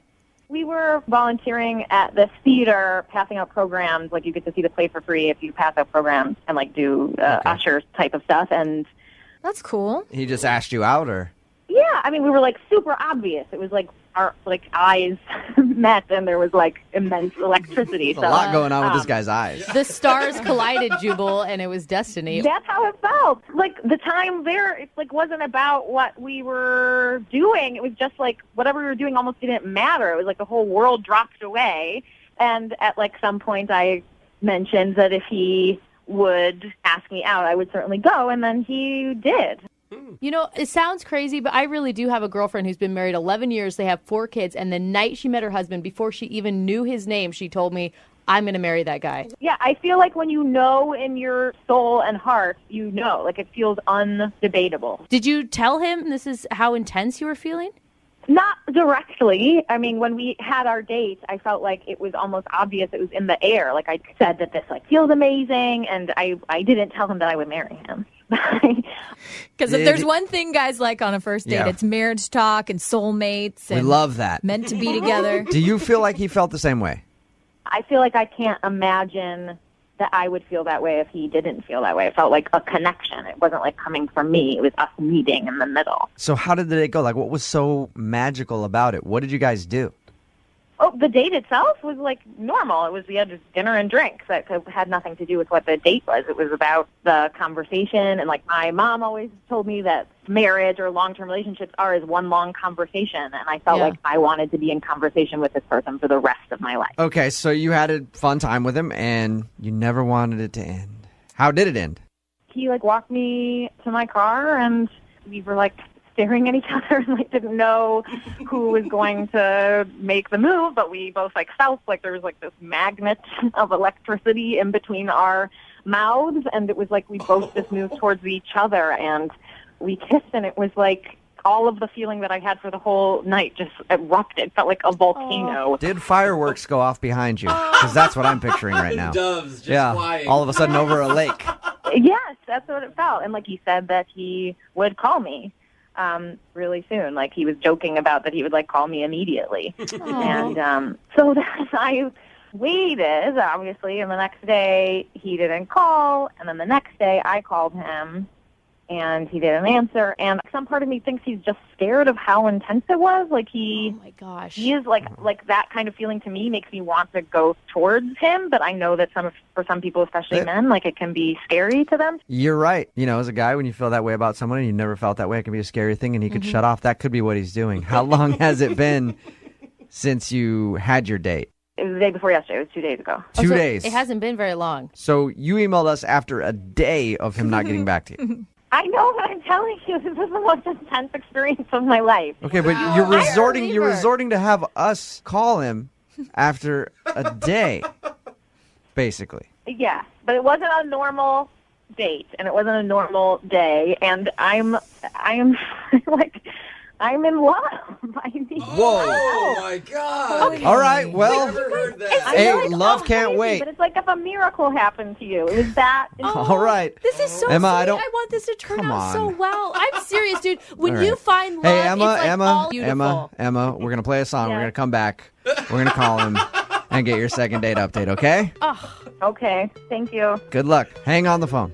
Moving 92.5. Brooke and Jubal in the mornings. Second date update. All right, we're about to call a guy for a second date update that could either end in one of the most romantic love stories you've ever heard in your entire life, or it could end crashing and burning Oh, with a lot of tears. and flames. Yeah. Remember, the girl that's on the phone with us right now that wants us to call a guy named Matt, Emma is her name. She emailed us and said, if Matt asked me to marry him today, I would say yes. at the end of the first part of the second date update, she actually said, I love him. It dropped the L-bomb. And it's only been a couple of days.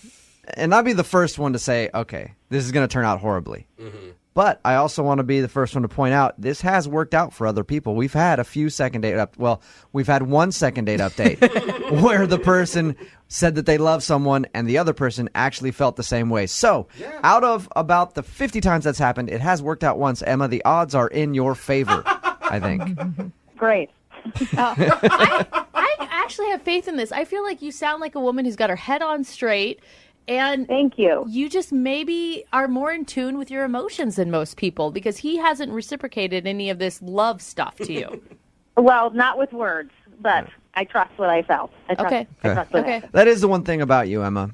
You don't sound absolutely insane. Thank you. It is sort of insane what you're saying, but there are people who feel that way. You feel strongly that you care about him. We're going to call him right now and see if we can get him on the phone. Are you ready? I'm ready. Okay.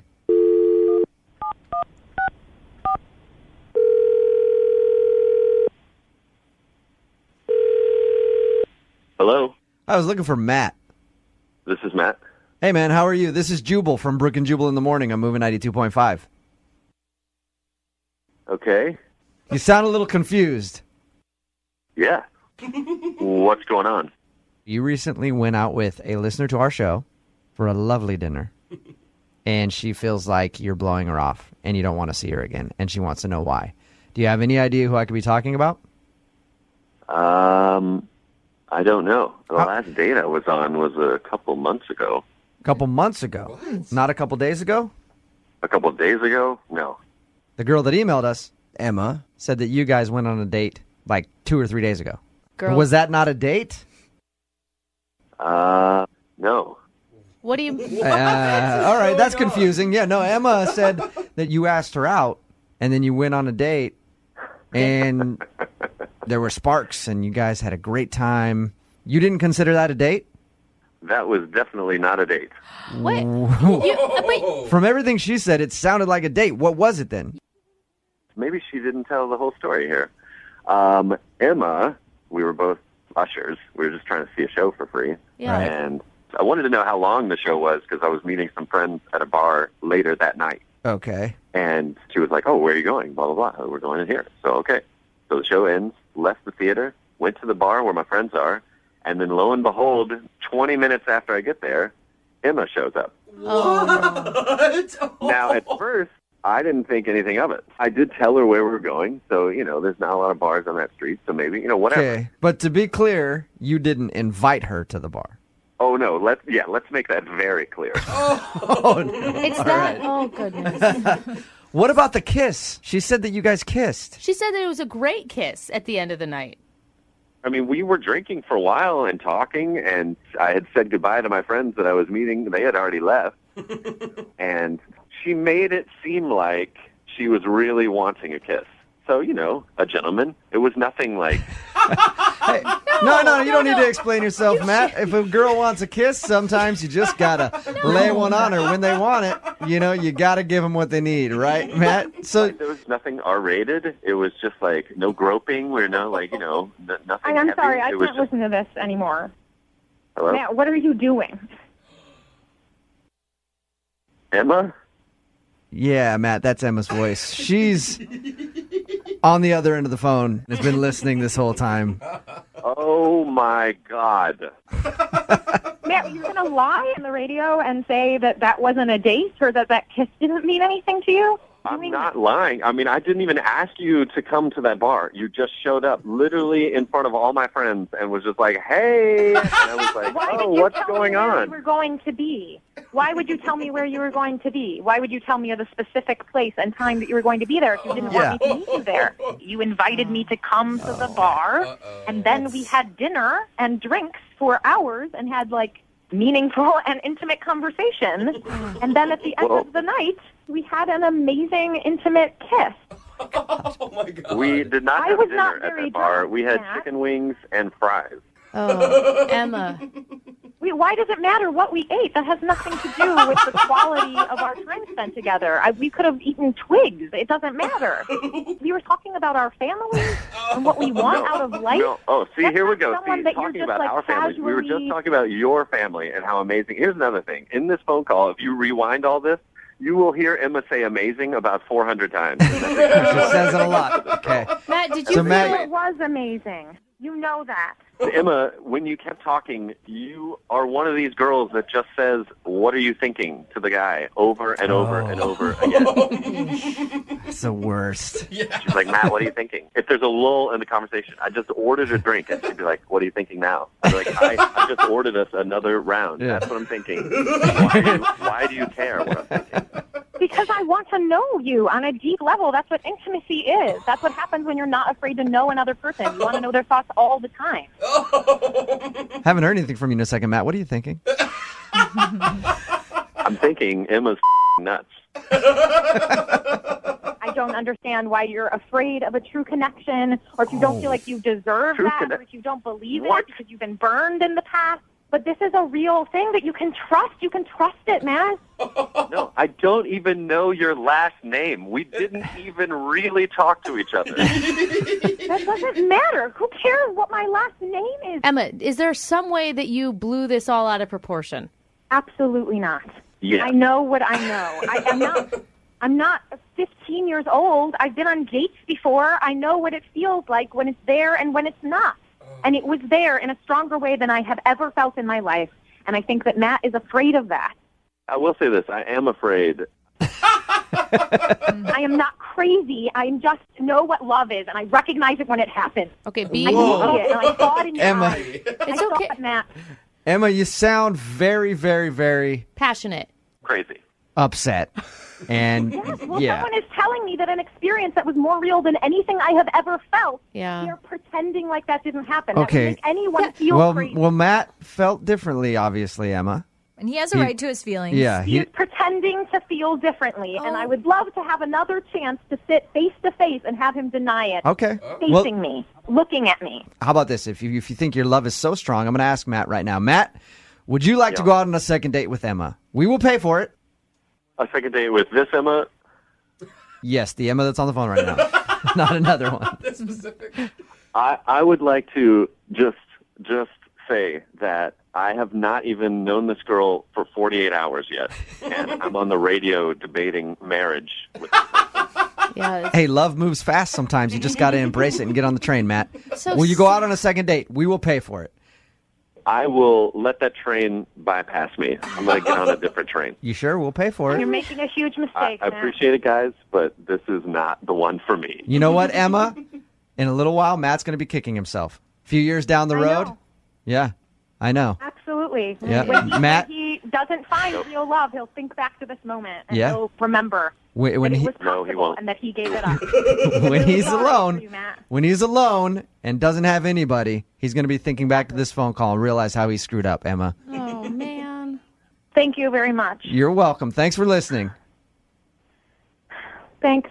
I know, honey. Love hurts sometimes. You'll be okay. He's really making the biggest mistake of his life. I wish I could help him. Well, Yeah, I wish, sometimes- hey, Emma, I wish I could help both you guys in lots of ways. Well, you But- tried. Thank you. Yeah, we did try. You have a good one. And Matt, thank you for your time, okay? Thank you very much. Be safe. Very safe. Brooke and Jubal in the morning. Brooke and Jubal's second date update. Bobby is on the phone for a second date update today, and according to his email, something happened to Bobby on his date that hasn't happened to him in almost a decade. Okay. And he is still hurting because of it. Wait, what? Bobby, you still walking funny? How you doing? I don't know what you mean by that, but I mean, I felt better. Okay, all I know Yeah. is my mind is in places that we cannot discuss this during our radio show. Might be a lot more tame than what you're thinking. Okay. Before we get into what happened to your body, Bobby, let's talk about your date. What's her name? Her name is Shayna. Shayna. All right. And how did you meet Shayna? I met her through a friend at like this happy hour thing, and she was really cute, and she asked me out, which I thought was a pretty bold move. Oh, you know? that's nice. I feel like that's really refreshing and a move that more women should do. Totally. it kind of caught me off guard, but it was cool, you know? All right, And you so said yes, I yeah. assume. I absolutely said yes because I thought she was really cute. And then things happened to your body. I feel like puberty hit him right there. Yeah. Stop saying it that way. I mean, you're making it sound really dirty. Tell us about the date. I mean, I saw in your email what happened during your date, but, tell us a little bit about it. So we went on a date. We went to like a casual Italian place, and she was funny, I mean, she was funny in a good way, I mean, like I was really at ease with her, and we had a really fun time. It was very comfortable, and it didn't feel like a date. It felt like, I don't want to say I'd known her, but felt really comfortable with her. Yeah, those are good things. So we went in. We both ordered the same thing. Cute. On purpose? Well, it wasn't like a planned thing, but it happened. But I got the wrong dish. So I'm a vegetarian, okay? And we both got lasagna, okay? Uh-huh. So I got her lasagna, and I freaked out a little bit. Oh, you Like got how- hers with the meat in it. Are you one of those vegetarians that's going to throw a fit in the middle of the restaurant because they forgot? Well, actually, I am that vegetarian. I mean, so I mean, this is what happened, right? The waiter mixed it up. I had hers, she had mine. It was kind of an odd thing, but it's been years since I put any meat in my mouth, my body. Okay, boys. Yeah, that's what I'm saying. Put a little meat in your mouth. You haven't done it in years. It can wreak havoc. And then your body goes and changes. It rejects that. Oh, man. But, I mean, how long did it take you to figure out that there was meat in there? Like one bite, right? No, I was in it a little bit. I wasn't thinking because we were talking, like. Okay. So for someone who hasn't eaten meat in a long time, that's got to freak you out a little bit. It freaks out my body, man. Like, Yeah. I got loud. I pushed the table. I wasn't swearing. no. I wasn't, like, swearing at the waiter or anything. It's like you turned into an animal by eating an animal. Pretty much. I just really was upset at the situation, and she must have been scared, right? So I had to go to the restroom. I mean, I puked it up, but I didn't tell her I puked it up. But So wait, why are you a vegetarian? Because that's extreme. it just doesn't really work with my body well. Like, and being away from it for so long, your body gets accustomed to not having any meat, Is it just a health reasons? Did you explain to her what was going on, or did you just That's a good question. like throw the table back and then go start puking in the bathroom? Well, I explained to her, and she obviously understood. But here I am on this date with this great girl, and I'm going to go to the bathroom and puke, Like, it's kind of like... I mean, no matter what, if you're on a date and you start to have a tantrum at the restaurant, Yeah. that could cause somebody not to call you back. I mean, but here's the thing. I didn't know she'd be there when I got out of the bathroom. But she was. Wow, that's Okay. good. Wait, so you think you were able to recover from that? Yeah, she was very apologetic. Like, I'm sorry this happened. Like, I feel really bad, and she understood I was upset about it. But any girl could have just bailed on the date. She was Right. really cool about it. And then it kind of took off again. Like, we just were having a good time again, Awesome. Okay. Did you finish the meat lasagna? No,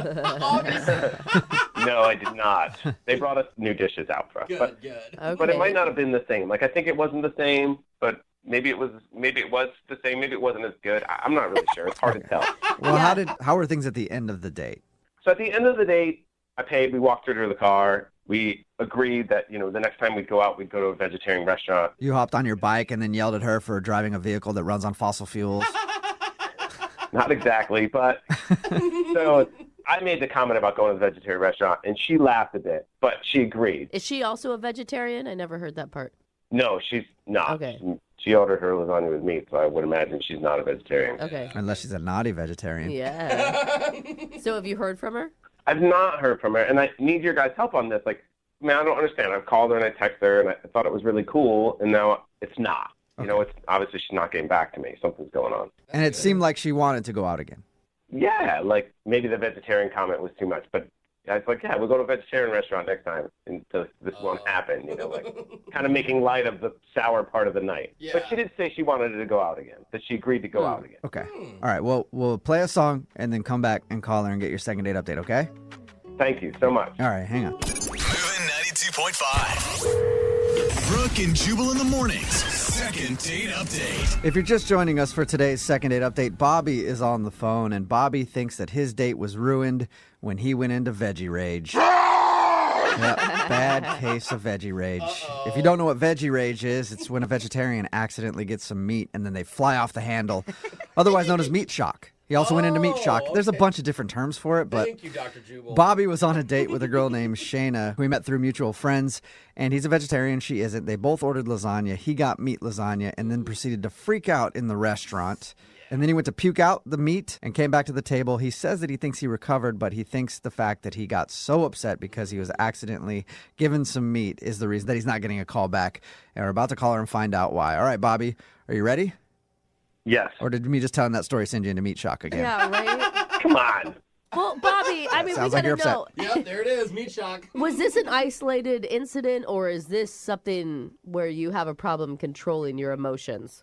I mean, I don't think I have a problem controlling my emotions. It's just not cool that happened. It's not. Right. Well, if you all I haven't hear had is meat, all- you said yeah. almost 10 years since you haven't had meat, so I can understand being in the moment and getting a little angry. That's But huge. we'll find out if that is the reason that she's not calling back. Are you ready? I'm totally ready. Okay, I'm dialing your number now. Here we go.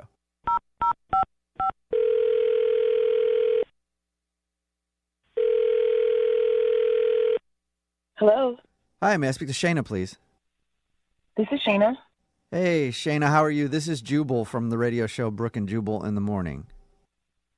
Hi. Hi. Have you- Hi, Shayna. Have you heard of the show before?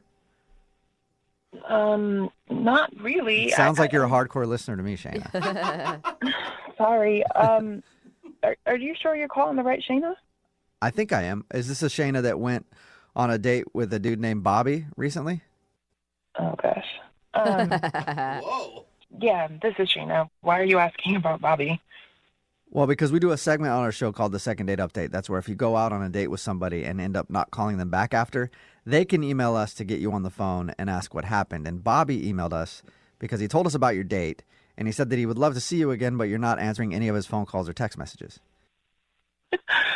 There's more to the story than that. Yeah, we did talk to him, and he told us about how he's a vegetarian and they accidentally switched up your lasagnas, and he ate the meat lasagna instead and then got a little angry at the restaurant. He also figures that's the reason that you don't want to go out with him again, but he also said at the end of the date that you said you wanted to. He said he got a little angry at the restaurant. Well, he said. I will say, like, it sounded like he got really angry from his description. Like, he pushed the table, Yeah. he yelled. Yeah. All of that and more. Oh. I mean, I don't know what it's like to be a vegetarian or whatever, and so I wasn't inside of his body. All I could tell you is what I saw sitting at the table. I mean, Yeah. he like leapt up, pushed the table away, is like spitting everywhere. So he's like Whoa. yelling in the restaurant. It was like, have you all seen a rabid animal before? Oh, rabid animal? Yeah, he was foaming at the mouth. Oh. Like he was possessed with beef lasagna. So he said that it was bad, but it sounds like it was even worse than what he was describing. I don't know. I would be embarrassed if I behaved that way. At one point, he got up and was like, "Oh my God, there's cow in my body." And There's cow in my body. Cow in my body. Anybody who doesn't know that he's a vegetarian and just ate meat would be like, what is that guy on? I want a some. really good steak. Yeah. you guys are laughing at it, and honestly, it sounds too funny to be true. But being there was not so funny. Yeah, I bet. I mean, he even said that when he went to the bathroom to puke up the cow, that he expected you to be gone when he got back to the table and you were still there, which gave him an indication that you were cool with it. You know, it's like I wasn't into it, but I did feel like, you know, hey, we came on this date together, and I didn't know what type of mental state he was in or physical state. I wanted to So you were scared and you wanted to just stay there until the end of the date.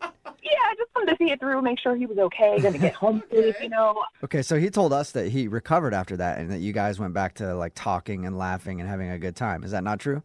Yeah, so there's two sides to the story, clearly. Really?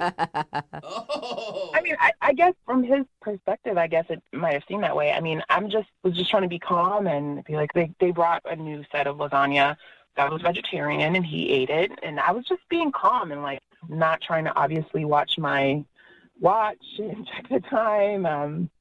I met him through friends and I saw him and I was like, wow, he's really great. You know, sometimes you can go out on a date for the first time with someone, you set up a phone a friend situation where you're like, hey, this might go bad. So just in case, call me at this time. I didn't think I need to do that. So I didn't really have a phone a friend to dial. I was just kind of stuck until it was over. Oh my God. And I'd be so embarrassed sitting there. Like the server keeps coming to your table You know what's funny is that when people act crazy like that, everyone just gets afraid of them, and they're like, well, let's just give them what they want. It was an adult temper tantrum, so everyone was just like pandering to his whatever. And again, I'm not a vegetarian, but like, is it really that serious? I mean, I can see why, but anytime you're flipping tables and stuff. Yeah, but how good of a vegetarian are you that you're like halfway through a meat lasagna and you just now realize it? I feel like you're a pretty crappy vegetarian. I would happen to agree. Well, you know what we could ask if it's that big of a deal, Shayna? We could ask him because he's actually on the other line listening and wants to talk to you. He's what? Shayna, seriously? Uh-oh. Like, you're basically saying I'm drama. Is this Bobby? Yeah. Surprised. Like you said, I've been listening this whole time. Oh, well, hi, Bobby. How are you? Hi, Shayna. Like, I'm a rabid animal. You know, I want to feel bad, but I didn't say anything that you didn't already know. No. Do you know what it's like to have something foreign in your body that you shouldn't have in your body? You're asking a woman that? I think she's going to say yes. I don't know. That is just a weird way to put it. No, I'm just saying, I was violated. Like, you know what it's like to be allergic to anything? Drama kings, I need you to relax. You guys, this is all getting out of control. I mean, I deserve a little bit more respect here. It started out with like veggie rage, and now you guys are like, I'm into flipping tables. It's like, I wasn't flipping tables. I just pushed the table. Big deal. I just got up like in a rush. What if you were allergic to like peanuts or something and it was in your food? Like, wouldn't that, freak you out? You know what I'm saying? I'm not actually allergic. Okay, fine. But what if you weren't allergic? Like, what if they put peanuts in your souffle and you didn't want them there? Like, wouldn't you be upset? Peanuts in your souffle. I don't think I would jump over a table and yell at everyone in the restaurant, though. I didn't jump over a table. Bobby, don't you have to take some of the blame here? Like, if they put a beef lasagna in front of me, it's pretty easy to see that there's beef in it. Right. Blame the victim. It's so typical of this society. Like, vegetarians never catch a break. No. It's like, yeah, Bobby, why don't you look at the lasagna first? Like, I was looking at Shayna's pretty. I didn't look down on my plate while I was eating the meat. It's like big deal, but like it was 2 bites. It's like the girl's pretty. I was looking right at her. I mean, that's a good point. That's a compliment, Shayna. I guess. Yeah, I guess that was the angriest compliment I've ever heard. Yeah. You're pretty, okay? Man, it's so frustrating. It's like, you guys are all against me. I mean, like, even Jubal's, like, pranking on me at the start of this. This is crazy.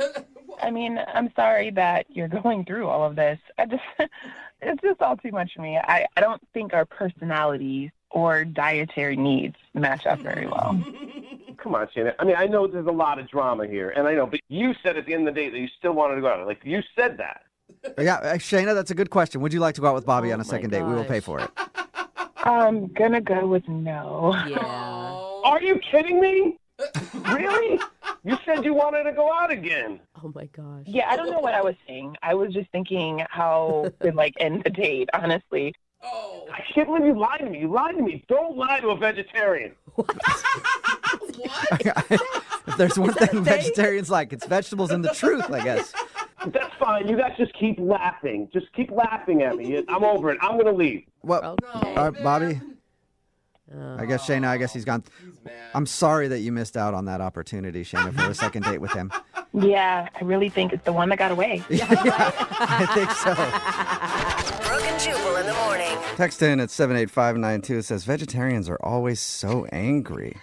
Talking about today's second date update. If you missed it, Bobby wasn't getting a call back from Shayna, and he knew he wasn't getting a call back because he got kind of upset at a restaurant. He was served meat lasagna, and he's a vegetarian. I guess he threw up and then got upset at the restaurant. He admitted that, but when we got her on the phone, she told us that his tantrum was much worse than just a tiny little freak out. Because he's a vegetarian and he was served meat lasagna, he started cursing at the staff and throwing furniture around the restaurant. Yikes. And he said she didn't understand because he's been a vegetarian for so long, and they violated him. They put something in his body that he didn't want there. Yeah. Foreign. Yeah, and basically she thought he was overreacting and was very immature and just a very angry vegetarian. My favorite text that we've got in so far is making fun of someone for not eating animals is the worst things I've heard on this show. Keep eating your animals. It shows. I've seen Brooke's body. Yeah. You're no vegetarian. Excuse me, that is 2 children and copious amounts of alcohol. That has nothing to do with meat. No second date for them. Remember, if you want to do a second date update, all you have to do is email the show, and we will call the person who didn't call you back. If you'd like a second date update, all you have to do is email us, brookeandjubal@moving925.com. We will call the person that didn't call you back.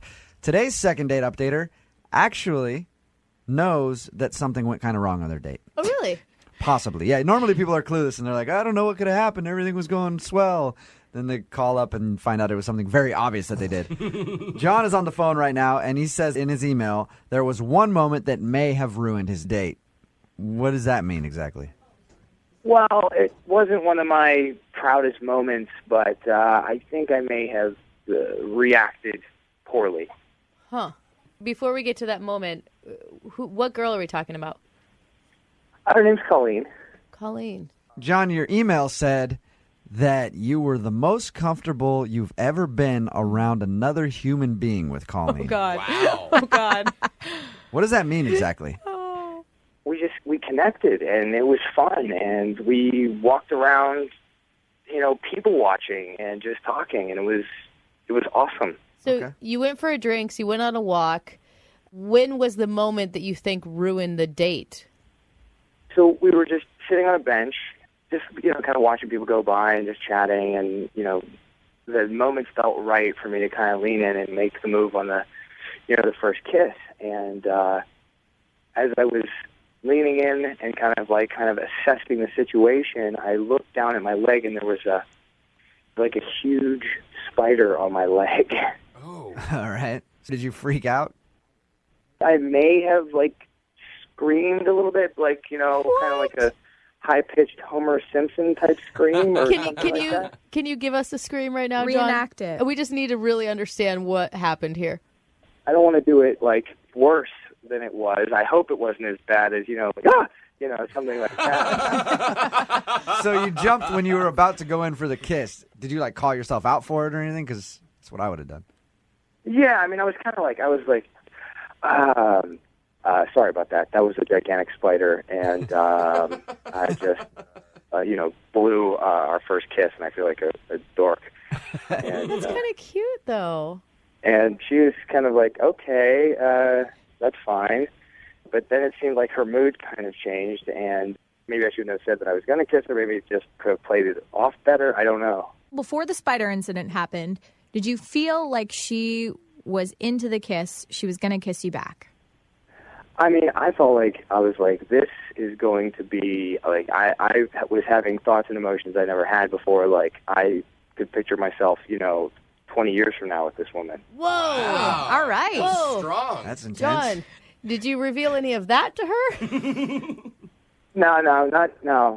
That's, okay. I think that would probably be bizarre and that would be scary. Yeah, I'm glad you didn't do that. That'd be worse than a spider for sure. But you didn't ask her permission to kiss her or let her know that you were going to do that?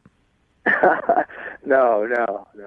I wasn't like, hey, get ready, here comes a big kiss. No, I think How did I like when guys ask permission to kiss. I think that's when a guy says, "Can I kiss you?" I love it. That even just the thought of it makes my heart flutter. I like it when we're drunk in a bar and then we do it and forget about it the next day. So what happened at the end of the date? I mean, it just didn't have the intensity that it had prior to, my incident with the spider. And I couldn't tell if it was me feeling awkward or if she had changed or whatever, but we just kind of hugged and, gave a not very passionate kind of peck on the lips goodbye kiss. And then it was just okay, I'll see you later. How many times did you say you've texted her since you've seen her? Maybe 3 times, 4 times. That's not bad. And what did the text say? Did they just say, hey? Well, the first time I was just the following day, hey, I had a great time last night. Okay. Great to meet you. Let's do it again. Okay. Soon. I just wanted to make sure no love of my life slipped out anywhere. Yeah. No, I didn't write anything. Yeah. Okay, John. Will you marry me? Or yeah, don't do that. Don't do that. All right, John, hang out for about 3.5 minutes. We're going to play a song, come back, call her, and get your second date update, okay? Okay, cool. All right, just hang on. Moving 92.5. Brooke and Jubal in the mornings. Second date update. In case you're just joining us, we're in the middle of a second date update with John, who took a girl out named Colleen. They just kind of walked around the city and had fun, people watching, talked for hours. Really, the only thing bad that John could think happened on their date was he went to go kiss her, but looked down and saw a spider on his leg and jumped and kind of ruined the moment. And then from after that, it got kind of awkward. Right, John? As far as I can tell, that's the only thing that I can think of that went kind of like off the plan, I guess. And you said, as you were leaning in to kiss this girl, you could see her in the next 20 years of your life. Well, all right, I kind of realized saying that on the radio and that if she hears that, that might sound a little bit too intense. But I mean, it was just that I had those feelings for her. You know what I mean? I felt like I could see something is there. John, are you one of those guys that falls in love easy? I wouldn't say that. I wouldn't say that. So I mean, she's special then? Of course, yeah. I mean, I'm always optimistic, I guess. Maybe that's what I was thinking is like, each person I meet, I would try to approach with like a clean slate, I guess. All right, I'm going to get her on the phone now, see if we can get the answer out of her, and you can jump in whenever you want, okay? Okay, cool. All right, hold on. Maybe he's underplaying his reaction. Peed his pants.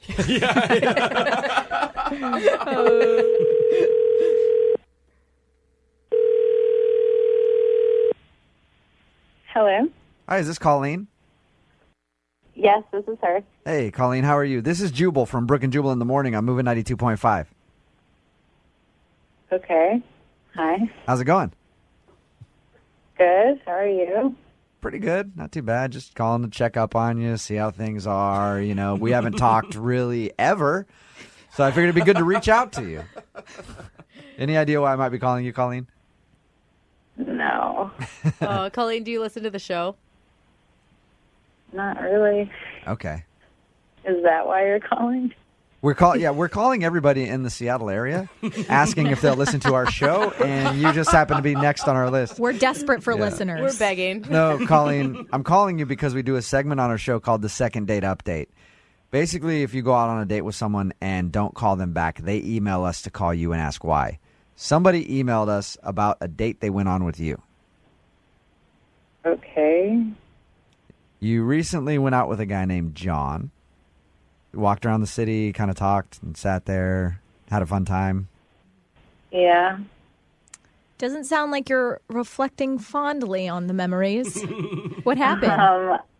No, I mean, it's this is weird. Did you like John? I mean, I guess. Huh. He said there was a moment that he went to go kiss you, and then there was a spider on his leg, and he kind of jumped and made a weird squealing noise. Did that ruin it for you? No, it has nothing to do with that. Okay. I knew it wasn't going to be the spider. What is it, Colleen? Tell us. There's just like this thing about him that puts me off, and I mean, it's embarrassing. I don't know if I should really talk about it. Is it embarrassing for him or is it embarrassing for you? For him. Okay. With that being said, he's the one that emailed us. He wants the answer. So if it's embarrassing for him, he's willing to hear whatever it is. And maybe he needs to know. He needs to be aware of it so maybe he can fix it somehow. Okay. Well, my girlfriends and I would call him a tater tosser. Tater tosser? What does that mean? There are all kinds of weird things going on in my head right now. What the heck? What's a tater tosser? He was always adjusting himself. That is the best nickname I ever. like that. I'm totally stealing it. A tater tosser. Was he really Yeah. constantly adjusting himself in the middle of your date? Constantly. Like every time we got up or sat down, like it was just to the right, to the left, to the right again. To the left. Like, Oh, you got it. Come on. That is ridiculous. Colleen, I should probably tell you that John is on the phone with us right now. John? oh my God. I mean, that's something that actually is discussed amongst your girlfriends, and that Oh, yeah. I don't even know where that would come from. Are you serious that you're not aware of it? I have no idea what you're talking about. That doesn't even make any sense. If I go to sit down, I'm going to sit down. If I'm going to stand up, I'm going to stand up. I'm just concerned with my own personal comfort whenever if I have to adjust. I mean, it's 5 I know minutes. tons of men that don't have to touch themselves every 3 seconds. I saw you adjust yourself dozens upon dozens of times in one evening. Maybe the reason why I have to adjust myself is I have something that men that you've been with don't have. The tater John, tosser is bringing That could be taken either way. It could be that you got crabs too. You know what I mean? Like you have to touch that. Right, So I was be going to careful. say, is it a rash? Is that what you have? A compulsion? John, do you adjust yourself a lot? Do you know that you do? You know what? I mean, I'm half Italian, and it's just something that I think might be part of my culture. I don't know. But Colleen, could you see a bulge when he stood up? His hand was in the way. What could I see? You know, there. Wow. See, this is what I'm talking about. This is why I said I have chemistry with this girl, and and she's missing out on a good thing. I'm really disappointed. Colleen, other than that, did you enjoy going out with the tater tosser? I mean, he was nice and he was funny, but after a certain point, I mean, it was literally so distracting that I was just like embarrassed, and I also didn't know, like, is this like an invitation? Is this like the subconscious, like, get in here? That's what it was. Absolutely it was. Are you kidding me?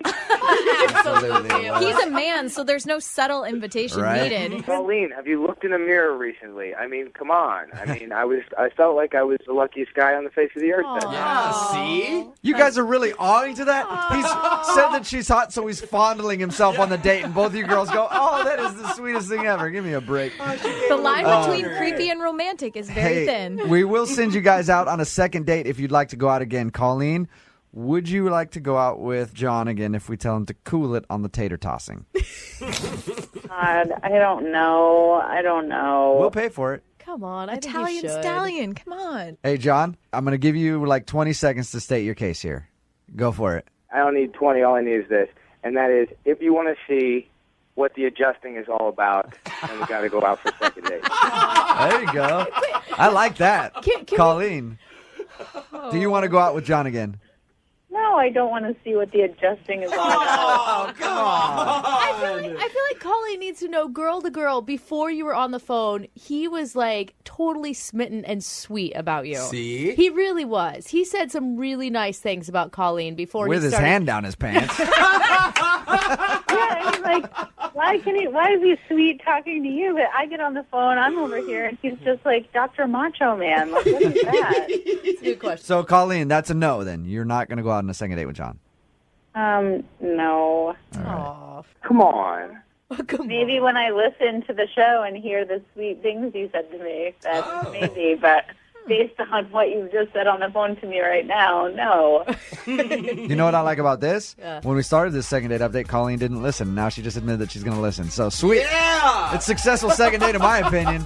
Girls have two tricks that they like to use after a one-night stand. They either do the old leave behind. That's what I call it, where like leave an article of clothing or something at the guy's house, hoping that he'll call you, be like, hey, you left your bra here. You want to come get it? By the way, if you've ever done a leave behind with me, whatever you've left has gotten thrown directly in the trash. Or their other trick that they use is a takeaway. It's either a leave behind or a takeaway, where they take like a sweatshirt or a hat or some sunglasses or something, hoping that the guy will call them to get it back. Yeah, I've missed a couple sweatshirts, actually. Well, today's second dater, Katie, is on the phone. She took something from the guy that she wants us to call today, but he still hasn't called to get it back, and she's confused why.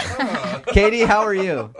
I'm great. How are you guys? Good. So you took something from a guy hoping he'd call you back, and he hasn't called you, huh? Yeah, basically. Have you used this trick before and it's worked? I haven't, but a girlfriend of mine says that she does it a lot, and that it's like harmless, and it's a good excuse to have the guy call you in case, I don't know. It depends what you took, okay? Because something very small, he might not call. He might not even notice it's gone. You take the guy's car, he's getting in contact with you. What did you take from the guy that so you guys had a one-night stand, right? Oh my gosh, I don't want to think of it as a one-night stand, Okay, but it's looking like it was a one-night stand. All right. So what did you take the morning after with you? I took just a sweatshirt hoodie, but it was really cold out. All right. It really was freezing next day. Did you ask him, or did you just do it without him even knowing it? I didn't, but he was kind of still sleeping, and I did say goodbye. I grabbed it, but later I did text him, and I haven't heard anything. So you texted him like, hey, sorry it was cold. I was leaving. I grabbed your sweatshirt. Hope you don't mind. And he hasn't said anything? Like I didn't want to wake you up. Basically, I said I didn't want to wake you up. It was freezing cold out. And he knew I had to rush out early. Okay. So I just said, hope you don't mind. And it was just a basic, it didn't have a logo or anything. So I figured, Katie, it might have been the sweatshirt that his great-great-grandfather handed down to him. Hoodies were big back then. Do you think it's the sweatshirt that's making him not call you back, or do you think it's something else? I don't know what it could be. Maybe that or the fact that we hooked up so fast. Okay. Well, first tell us how you met him. Basically, where I work, the whole department finished a big project, so we just went out for like a happy hour. And this kind of coworker, I don't work with him directly. He had a group of friends that met him out, and I got introduced to him, and there was just instant chemistry. And when we talked and laughed a lot, and he said, "Hey, I'd like to take you out," and I was like, "Great!" And so after that, he said, "Oh, maybe we can go grab another drink somewhere else." And he lives close by, so I said, "Oh, well, do you have drinks back at your place?" And he was like, "Oh, wait, Nice let me see. move, Should we pick up Carrie. something?" And then he was like, "No, actually, I do have a few things." And I said, "Well, I'm not picky. I can drink anything." You're like, I don't care. Just get me back to your house. So you guys went back to his house. Yeah, we had a lot of fun. Okay. Did anything interesting or strange or anything noteworthy happen while you were, you don't have to tell us about what you were actually doing. I think we all know. But did anything weird happen that you think might make him not want to go out with you again? No, we really had so much fun. I thought we had a lot in common, so I was like, this is fast, but this is great. But now I'm thinking, I don't know. Now maybe he was like, whoa, that was too easy. Or maybe he was kind of like, wow, this chick just took like an item of clothing. Like, that's so forward. I don't even know. So you said goodbye to him on your way out. Did he say anything to you? What is the last thing that he said to you? Just like, talk to you later. And he was like, okay. Because he was like still asleep.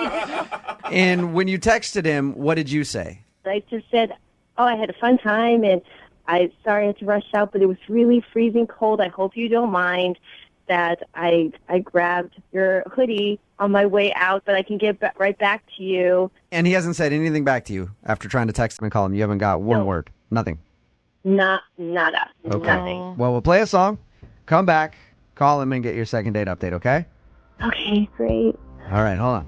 Moving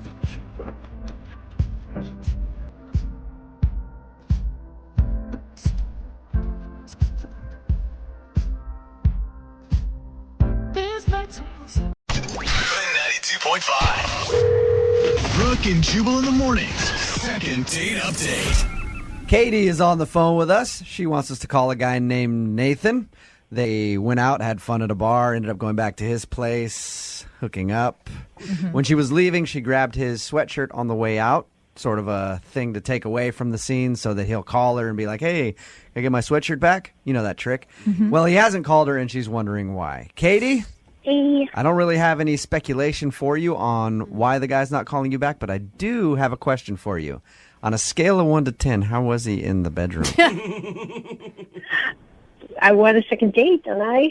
It's a good point. I guess, yeah. That is If a good point. if he was lousy, then you would be like, I don't care if I ever see that guy again. And good, at least I got the sweater The out of the hoodie, deal. yeah. I slept with this guy, and all I got was this lousy sweatshirt. Katie, well, let's make your phone call then. Yes. All right, here we go.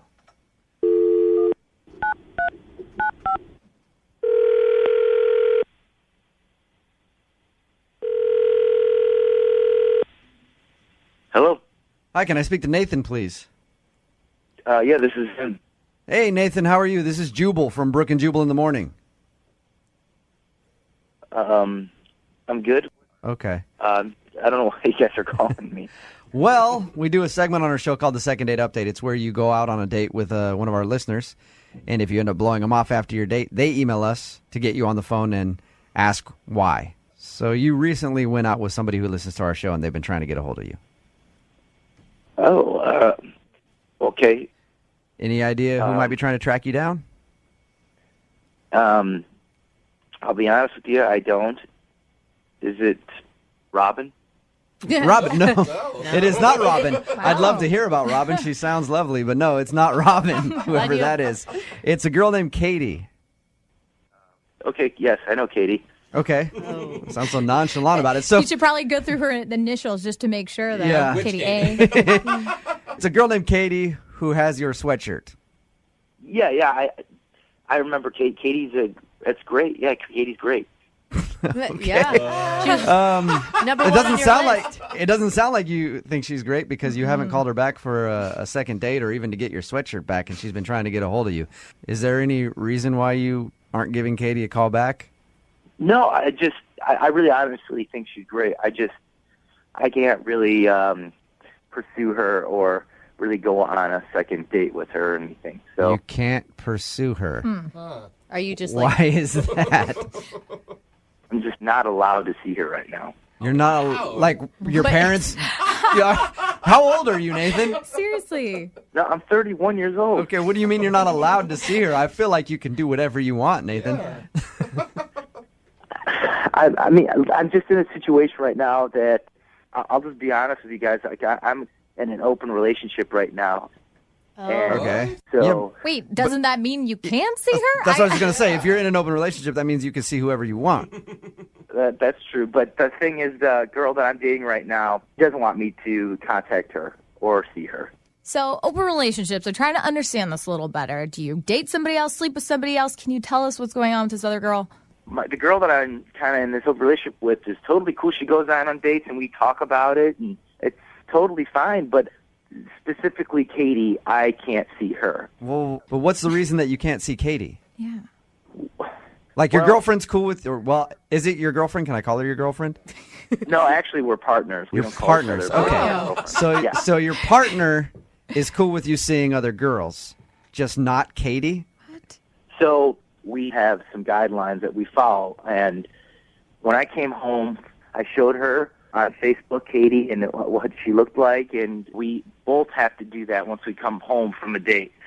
And I did show her that, and we do have one veto that you cannot call, and she actually used it on Katie. So she vetoed Katie. You're not allowed to see Katie in your open relationship. I'm not allowed to not only see her, but I'm not allowed to contact her. Nothing. That was the one thing that Okay. we had. So I'm just following these guidelines. Like, and I still have my veto, too. So if she goes out with somebody, I have a veto. Okay, still. well, good for you. Yeah, there it is. Yeah. Does Katie know that you have an open relationship with a partner? I usually don't tell anybody that unless I pursue more of that relationship or that person. So if you're having like a one-night thing, you won't tell somebody that you're in an open relationship, but if you actually want to continue to like see them more often, Right, you'll I tell mean, them? yeah, if it comes up, I do, but usually, no, I don't tell them. Let me ask you a question, Nathan. Thank you very much for being honest, by the way. I Yeah. appreciate that. Is Katie hotter than your partner? I mean, they're both different types, but I definitely think Katie's beautiful. Do you think that your partner is threatened by Katie? Jealous? Probably a little bit. I bet you she's a little intimidated. Has she So- done this before? No, this is kind of the first time that I've ever had any type of block, and I've been in this open relationship now for about 5-6 months. So, Oh, wow. If I was Katie, I would be so weirded out at the thought of like some guy I slept with rating me on Facebook with the girl that he's a partner with. yeah, I mean, I understand, but if I would have gone on a second date with her, I would have told her that. But for the time being, I'm not pursuing her right now. Do you even want your sweatshirt back that Katie has? Like I know that you can't see her because your current partner won't let you date Katie, but do you want your sweatshirt back at least? I mean, yeah, I could take that thing back. Or are you and your sweatshirt in an open relationship, too? Yeah. I let my sweatshirt see whoever he wants. Nathan, I can get your sweatshirt back if you want it back. Yeah, I'd love to get my sweatshirt back. Perfect. Well, I know how you can because Katie's actually listening and she's on the other line. No. I just don't even know what to say. I'm weirded out and I'm pissed off, frankly. Like, I personally wanted to call you, and I was going to, but you know, I am in this type of relationship or this situation right weird now. relationship. Like, you guys have been trying this thing out for 5 or 6 months, yet there have been so many, like, other people. Like, how, you guys are so promiscuous. Like, I mean... Whoa. Katie, don't judge us and my relationship when you slept with me the first night. Okay, I didn't know your situation. Do you hear yourself? Like, it's so warped. Like, she's not even your girlfriend. Like, I don't even know what you get out of it. Katie, start thinking of this as a compliment, okay? Because you're very attractive and beautiful, and the partner that I'm with right now said to not go out with you anymore because she's intimidated by you. Oh, yeah, Nathan, you're right. I should feel so honored. Wow, I feel so good about myself. I'm just that good looking, right? I'm just that wonderful. Okay. You are. Thanks. Yes, you are. You really are. You're beautiful, and I'd love to go out with you, Kate. It's just, again, like, I can't do anything, me personally. It's out of my hands. I don't even want to hear your voice anymore, Nathan. Like, you are the biggest ass. You're just a straight up ass. Whatever this bullshit is that you and this, like, other, what you guys have got, I don't care. I don't care. You're a asshole. That's it.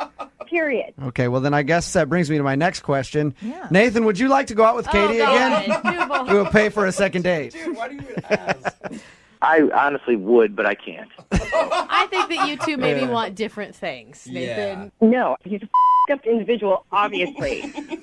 All right, well, Katie, I'm sorry you did not get a second date, but at least you got a sweatshirt out of the deal, right? Yeah.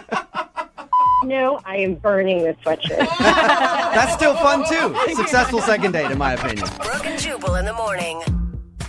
It never ceases to amaze me how people can surprise me in their reactions to the second date update. It's Brooke and Jubal in the morning. I'm moving 92.5. All the text messages that we're getting in at 78592 are ripping the girl who called us to get a second date update. Not the guy that she slept with on a one-night stand that is currently in an open relationship. If you just tuned in, Katie wanted us to call this guy named Nathan. They met, hooked up. She took his sweatshirt. He never called her back. She was wondering why. We got him on the phone. It turns out that he's in an open relationship, and apparently his partner said ixnay on the 80K. Veto. Sorry. He vetoed Katie. Yeah. Apparently they have an arrangement where one of them gets a veto card, and if they don't want you to be hanging out with that person, then you can't. So that's why he wasn't calling her back, because apparently Katie was probably hotter than his girl that he's in an open relationship with. But everybody's ripping Katie because Katie got really pissed at him for leading her on or whatever. But it was a one-night stand, and they didn't have a relationship, and he says that after time, if he wants to date somebody or see somebody again, he'll let them know that he's in an open relationship. Now, does anybody in the room disagree with that, or do you think that Katie was okay for getting upset at him? I think she was justified in being upset, because if I go on a date with a chick and I saw all of a sudden one date and I feel these huge sparks, I have chemistry, then she tells me next day, by the way, I like you, but I have a boyfriend, I'd be like, well, what the... Do you think that he should have told her before they slept together that he's in an open relationship? Like, I think knowing that would have changed her decision to sleep with him. Like, he had to know deep down that, like, if I tell her that, she's probably not. That's why he doesn't tell people. Of course, she's not an idiot. He knows that that's going to ruin everything for him. So anyway, he can't see her anymore. She got pissed, and now everybody on the text message board is saying, how judgmental is she? It's nice to know that we have so many swingers listening to the show. Yeah. Nobody's even like, oh man, what a weird relationship that guy's in. It's like, how dare she judge him and his lifestyle? If he wants to sleep with whoever he is, he can sleep with whoever he wants. Text us at 78592. I'm curious, are you in a relationship like that? I want to see how many people listening actually have a relationship like that. Apparently a lot, or at least a lot that wish they were. Seriously. Remember, if you want a second date update, all you have to do is email the show, brookandjubal at moving925.com. We will call the person who didn't call you back.